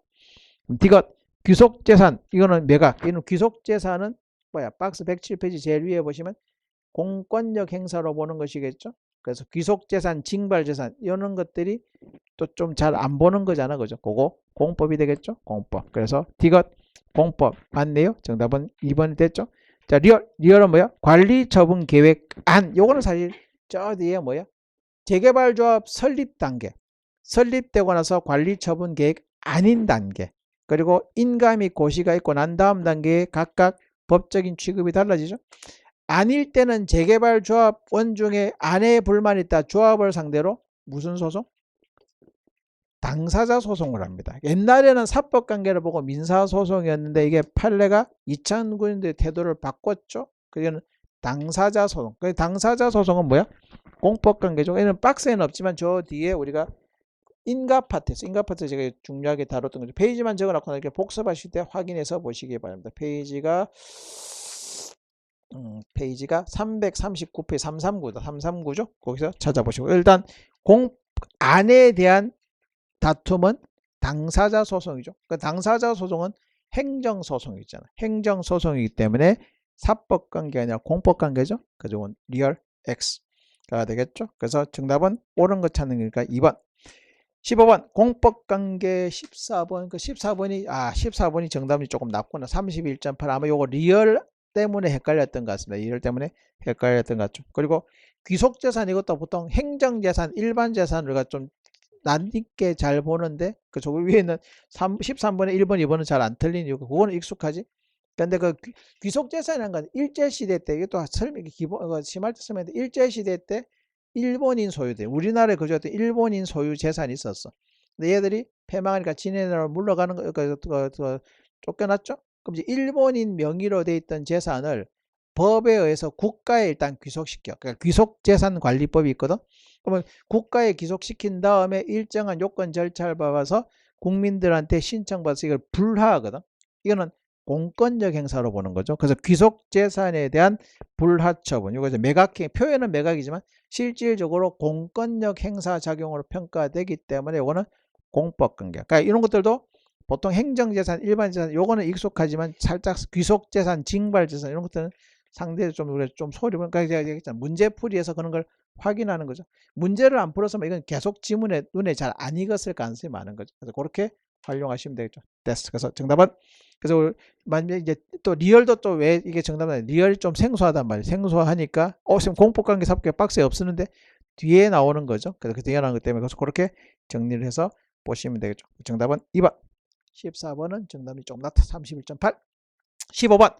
공법상 관계에 해당되는 모두 역시 마찬가지로 1번 무효인 과세처분 과원합. 요거는 이제 통상적인 부당이득은 여전히 아직까지 판례의 기본적 입장은 사법이죠. 2번 국가에 대한 납세자 부가가치세 환급세액 지급청구. 요거는 뭐야? 부당이득이지만 최근에 판례가 공법. 그러니까 이게 딱 107페이지 그 박스 마지막 칸에 제가 또 좌우로 비교해서 설명을 했던 거죠. 박스는 저보다 잘 맞는 사람 본 적이 없죠. 이런 게 딱딱 문제에서 확인하는 거죠. 그래서 2번 니언. 그래서 2번 니언은 공법이죠. 그러면 공법 관계니까 일단 기억은 있으면 안 되고, 그럼 1번, 2번, 3번 탈락. 니언은 있어야 되고요. 정답은 4번. 바로 정답이 4번이 되겠네. 그죠? 그 다음에 D가 행정재산 기부 체납에 대해서 행정재산 사용수익 허가. 그리고 행정재산이죠. 요거는 뭐가 됩니까? 기본적으로 공법관계로 보는 거죠. 공법관계로 본다. 그래서 공권력 행사적인 공법이죠. 그럼 D가 됐고, 리얼 공익사업. 자, 키워드는 협의취득이죠. 협의취득. 역시 이것도 박스의 맨 마지막 하죠. 협의취득은 학자들은 공법상 계약, 공법으로 보지만 판사들은 사법관계 민사소송이에요. 오로지 판례 입장이 중요하다 했죠. 객관식은. 그래서 그 박스 맨 마지막 칸에 보니까 협의취득, 환매권, 손실보상, 부당이득, 국가배상, 결과제거 청구소송 기본적으로 사법관계죠. 근데 바로 오른쪽에 이제 밑에 세 가지는 손실보상이지만 판례가 특별히 공법을 보는 거 뭐지? 손실보상에서 보상금 증감 청구 소송, 그리고 하천, 그리고 뭐 주거의존비 보상금 이런 것들은 손실보상이지만 공법이죠. 또 그런 것도 한번 확인해 보는 거죠. 됐어.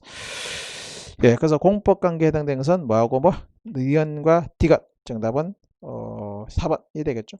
그러니까 여러분들 이게 정답률이 상대적으로 조금 낮은 게 단순해 보이지만 아직까지 암기가 안 돼 있는 거예요. 그러니까 결국은 단어 문제죠. 단어가 아직 좀 약한 거죠. 물론 이제 지금 이 시간에 이걸 이 시점에 다 알면 뭐 더 나아갔겠지만 아직까지 과정이죠. 과정이면 뭐야? 수타를 여러분들이 좌절할 거야. 근데 좌절할 때 너무 마하지만 자학 모드로는 가지마. 지금은 모르는 게 어떻게 보면 당연한 거지. 근데 모르는데 그걸 뭐 하는 거야? 확인하고 머릿속에 넣는 과정이지. 그지? 지금 모른다고 해서 읽기만 하는 거 언제 다 오냐. 지금부터라도 외워야 되잖아. 그리고 이제 좀 너무 지나치게 낙관적인 건 안 좋아. 언젠간 되겠지 하면서 막 내가 뭐 언젠가 10년간 하면 되겠지. 이런 낙관은 그런 건 안 돼. 대신 모르면 모르는 대로 바로 그냥 뭐야. 보통 모르면 학생들이 스스로를 막 괴롭히거든. 자학한단 말이야. 자학하면 안 그래도 힘든데 더 힘들어. 그러니까 일단 모르면 내가 몰랐구나. 차라리 뭐야. 지금 모르는 게 낫지. 나중에 시험장에서 모르는 것보다 지금 모르는 게 낫지. 그리고 확인하는 게 필요하죠. 그러니까 자학하고 거기서 거치는 사람하고 그리고 틀렸을 때 그걸 뭐야 반성하고 책에서 확인하고 결국 공부 잘하고 못하고 차이는 그거거든. 합격과 불합격 차이는 결국 그걸 했느냐 못했느냐. 물론 그걸 해도 합격하기 쉽지는 않지만 결국 그걸 해야 돼. 그래서 여러분들 틀리는 문제는 시험은 모의고사인 거죠. 모의고사는 글자가 들어 치는 과정도 중요하지만 치고 난 다음에 더 중요해. 치고 난 다음에 이거 쫙 책에서 확인하는 거니까 근데 여러분들이 아마 맞췄다 하더라도 제대로 알고 맞춘 것도 있고 뭐야 시간 안에 어떻게 운 좋게 찍었는데 뭐야 찍기빨이 발동해가지고 뭐야 운 좋게 맞는 경우도 있죠. 그건 제대로 맞춘 게 아니야. 모의고사에서는 그런 거는 맞춘 게 아니야. 그러면 맞춘 건 맞춘 거대로 틀린 건 틀린 거대로 왜 맞았느냐 왜 틀렸냐 이런 걸 정확하게 파악하는 게 모의고사의 목적이니까 그 점 여러분들이 강조합니다. 자 댓글 가면 16번까지 됐죠? 15번까지 됐고 16번 당사자죠. 옳은 것. 국가나 지자체는 행정청과는 달리 당사자 소송의 당사자가 될 수 있고 국가배상심 주체가 됐죠. 이거 행정주체하고 행정청 비교하는 말 기억나나? 원래는 소송에서는 누가 나서야 돼? 행정주체가 원고 적격, 당사자 적격 인정이 돼야 되지만 행정청은 권리 의무의 귀속 주체가 아니기 때문에 원칙적으로 뭐가 될 수 없어? 소송에서 당사자로 나설 수는 없지만 예외적으로 항고소송은 특별히 뭐를 인정해줘? 행정청을 피고의 적격을 인정해준다. 그거 있었죠? 근데 항고소송만 그래. 항고소송 다음에 나오는 당사자 소송이나 또는 뭐입니까? 당사자 소송 그리고 국가배상에서는 누가 피고가 돼? 국가배상은 또 헌법조문과 국가배상법 조문이 또 다르죠. 헌법은 누구야? 국가 또는 공공단체. 국가배상법은 국가 또는 지자체지만 어쨌든 범위는 다르지만 행정주체가 피고가 되는 거죠. 근데 요 지문은 교재 115페이지에 가봐.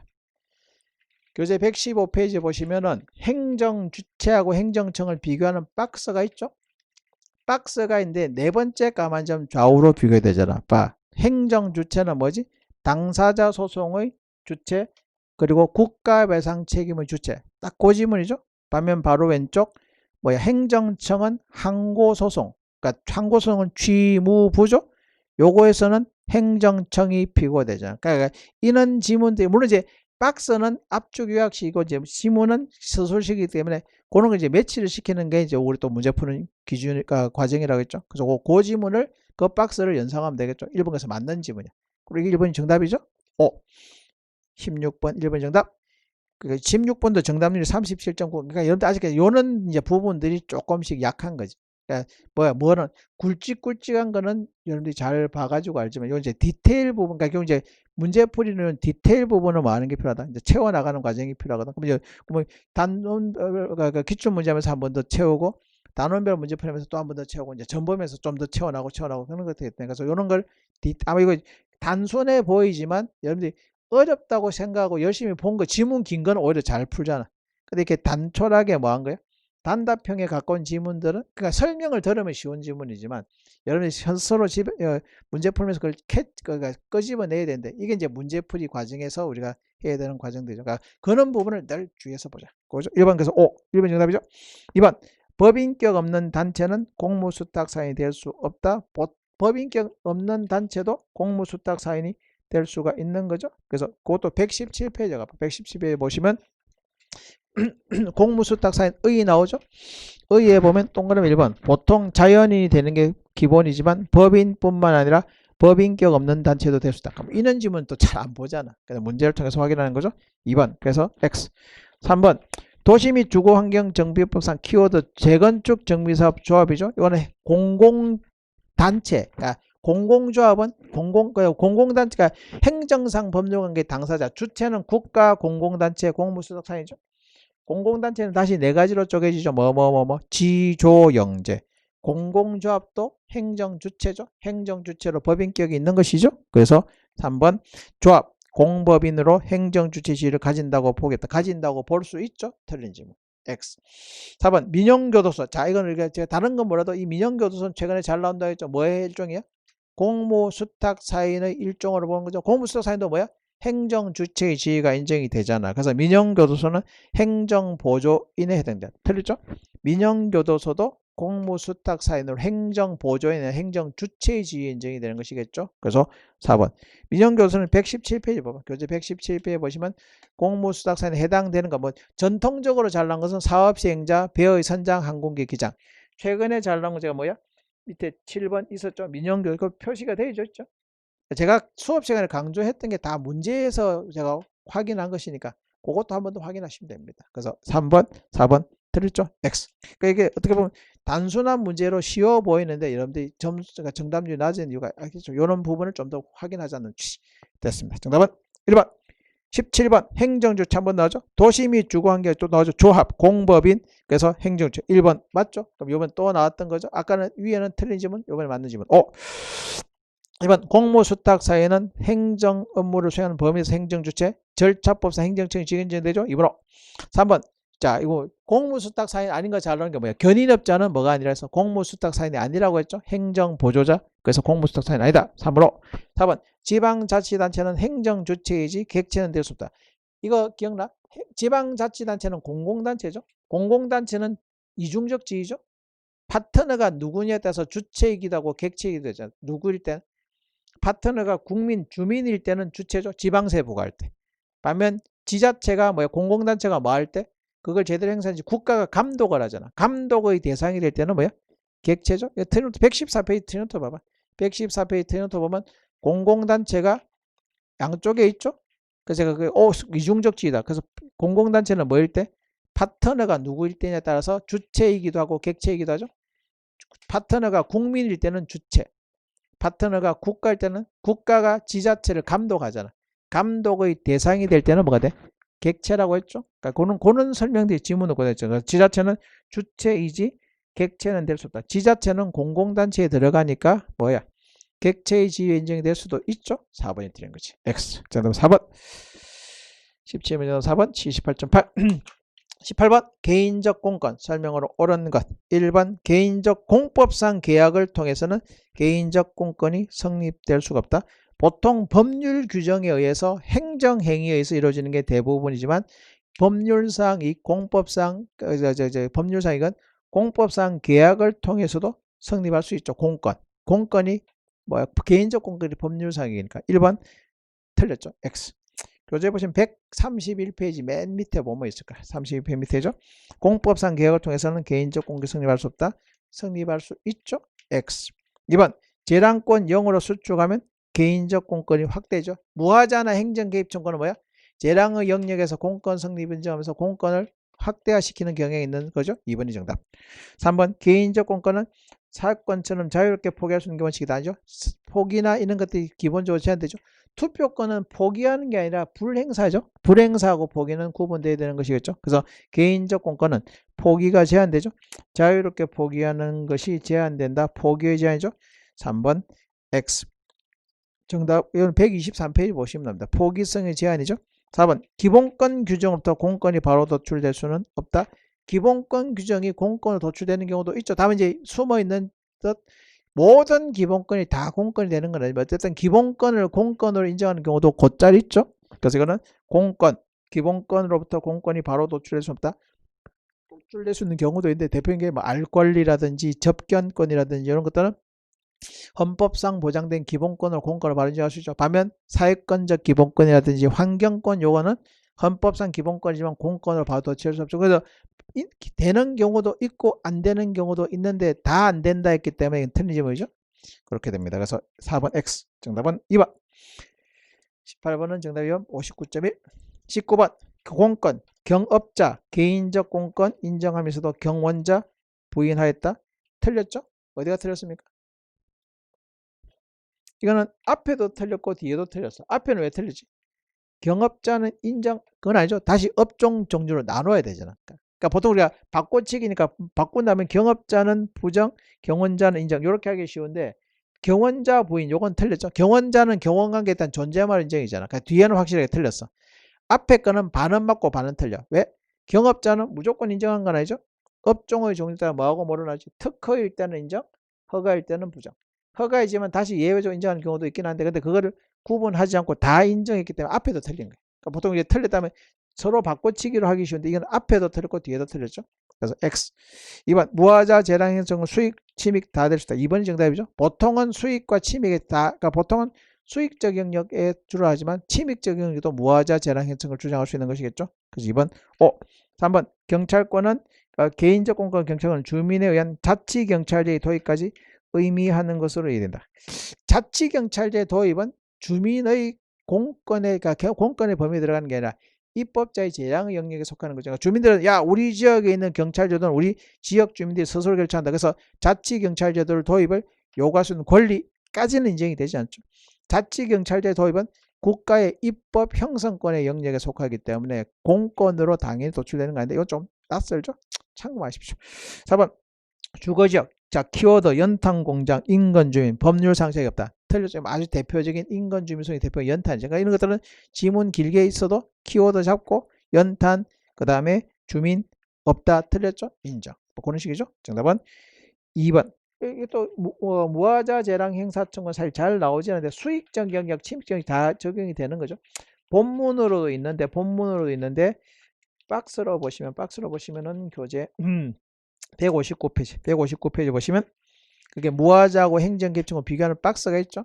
박스에 네 번째 칸에 보니까 적용 영역, 세 번째 칸 먼저 추익 침익에 다 모두 인정이죠. 그거 또 한번 확인해서 보시면 되겠죠. 정답 2번. 20번 개인적 공권 일반론이죠. 그래서 1번 근로의 권리 사회권적 기본권이죠. 자, 사회권적 기본권은 뭐야? 헌법상 보장된 기본권이긴 하지만 직접적인 공권으로 인정해 주지 않는 것이겠죠. 그래서 일자리 내라. 없으니까 국가에서 적극적으로 일자리 주고 안 주면 돈 내라. 이렇게까지는 못하는 것이겠죠. 그러니까 근로의 권리는 권리이면서 의무기도 하지만 우리 실업이 워낙 심하니까 이제 실업자인 청년들이 국가에 대해서 야 헌법상 나 일하고 싶은 권리가 있는데 일자리를 달라고 적극적으로 요구할 수 있고 안 주면 거기에 따라서 돈 줘. 이렇게까지는 물론 이제 실업 여러 가지 청년 실업 수당이나 이런 것들을 지급하지만 법률에서 정한 범위 내에서만 되지 헌법상 보장된 기본권 직접 공권 인정할 수 있다. 그 이야기죠. 그 이야기입니다. 그래서 2번 근로의 권리는 직접 일자리를 청구하거나 일자리를 가하면 생계비를 요구하는 것이 아니라 고용 정지를 위한 사회 경제적 정책을 요구할 수 있는 권리가 있으며 근로의 권리부터 국가에 대해서 직접적인 직장 존속 청구에 도출하는 것들. 경찰 특혜 문제는 가끔씩 보면 헌법 지문하고 행정법 지문이 막 섞여서 나오는 경우가 이게 사회 헌법 문제예요. 헌법 문제인데 맥락은 충분히 이해되죠. 사회권적 기본권만 가지고는 직접 헌법상 보장된 기본권 중에서 사회권적 기본권은 직접 국가에 대해서 적극적인 권리를 청구를 요구할 수 있는 권리가 인정이 되는 건 아니다. 그 맥락이죠. 1번은 그래서 맞는 질문. 2번 환경영향 아주 유명한 거죠. 새만금 판결 바꿔주민도 마음에 안 정했다. 입증하면 인정해 주겠다는 거죠. 그래서 입증함으로써 인정받았다. 2번 3번 검사 나를 임용해 주세요 라고까지는 요구 못하죠. 그러나 임용하는 과정에서 재량권 일탈 남용 여부를 주장할 수 있는 거죠. 그리고 행정청은 야 대답해 줄지 않을지도 우리 재량이다. 그건 아니야. 어쨌든 결과는 내한테 알려줘야 되잖아. 그러니까 꼭 임용을 해야 되는 건 아니지만 이런 이유로 너를 검사를 임용하지 못하겠다라는 것은 대답을 해줘야 되겠죠. 그래서 2번 3번 검사 임용 여부는 임용권자의 자유의 재량에 속한 사항으로 맞죠.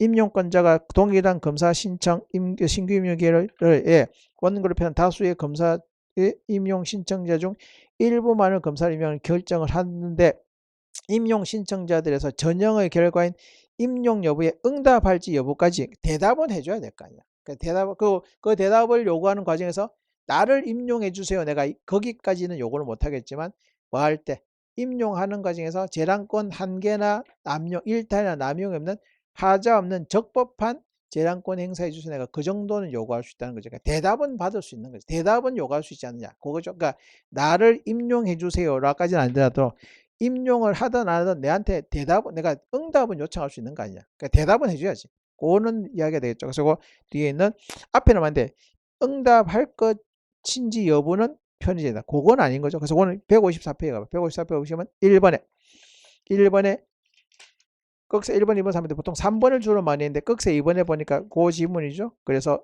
임용은 대답은 해줘야 되는 것이겠죠. 그래서 응답할 건지 여부조차도 임용권자의 편의 재량이라고는 할 수 없다. 꺽쇠 2번의 지문들이 요약되어 있는 거죠. 그럼 또 그거 확인해서 보는 것이겠죠. 그러니까 대답은 해줘야지. 응답 신청권 있는 거지. 그래서 그게 되겠다. 그래서 3번 틀렸죠. X. 4번 공권은 합의로 함부로 포기할 수 있는 건 아니죠. 그렇게 됩니다. 그래서 이거는 저 뒤에 부관에서 부재소 특약의 부관은 합의에 의해서 뭐 할 수 없는가 포기할 수 있는 건 아니죠. 그래서 이거는 공권 이야기입니다. 정답은 3번 이 되겠죠. 자, 요게 이제 질문을 했었고요. 오늘 첫 타임이다 보니까 시간을 좀 길게 했네요. 그죠? 좀 잔소리도 좀 하고, 내가 어떻게 하겠다는 이야기도 했기 때문에, 일단 처음에는 좀 길어졌습니다. 일단 요까지 보시고, 원래 1시간에 끝나는데 오늘 좀 길어졌습니다. 그래서 좀 양해를 하시고, 자, 조금만 쉬었다가 이제 요 내용들을 토대로 이제 진도별로 또 조금 더 컴팩트하게 진도를 뽑아보도록 하겠습니다. 조금만 쉬었다 합시다. 득점자, 최고 득점자, 전체 평균 60.83이고요. 60.83. 최고 득점자 95점 받은 사람 3사람 있네요. 김호용, 이영철, 유송이 이렇게 3사람은 95점 최고 득점자 3사람이네요. 금은동만 이름을 그냥 사기 진작 차원에서 여러분들 불러드리도록 하겠습니다. 조금만 쉬었다 봅시다.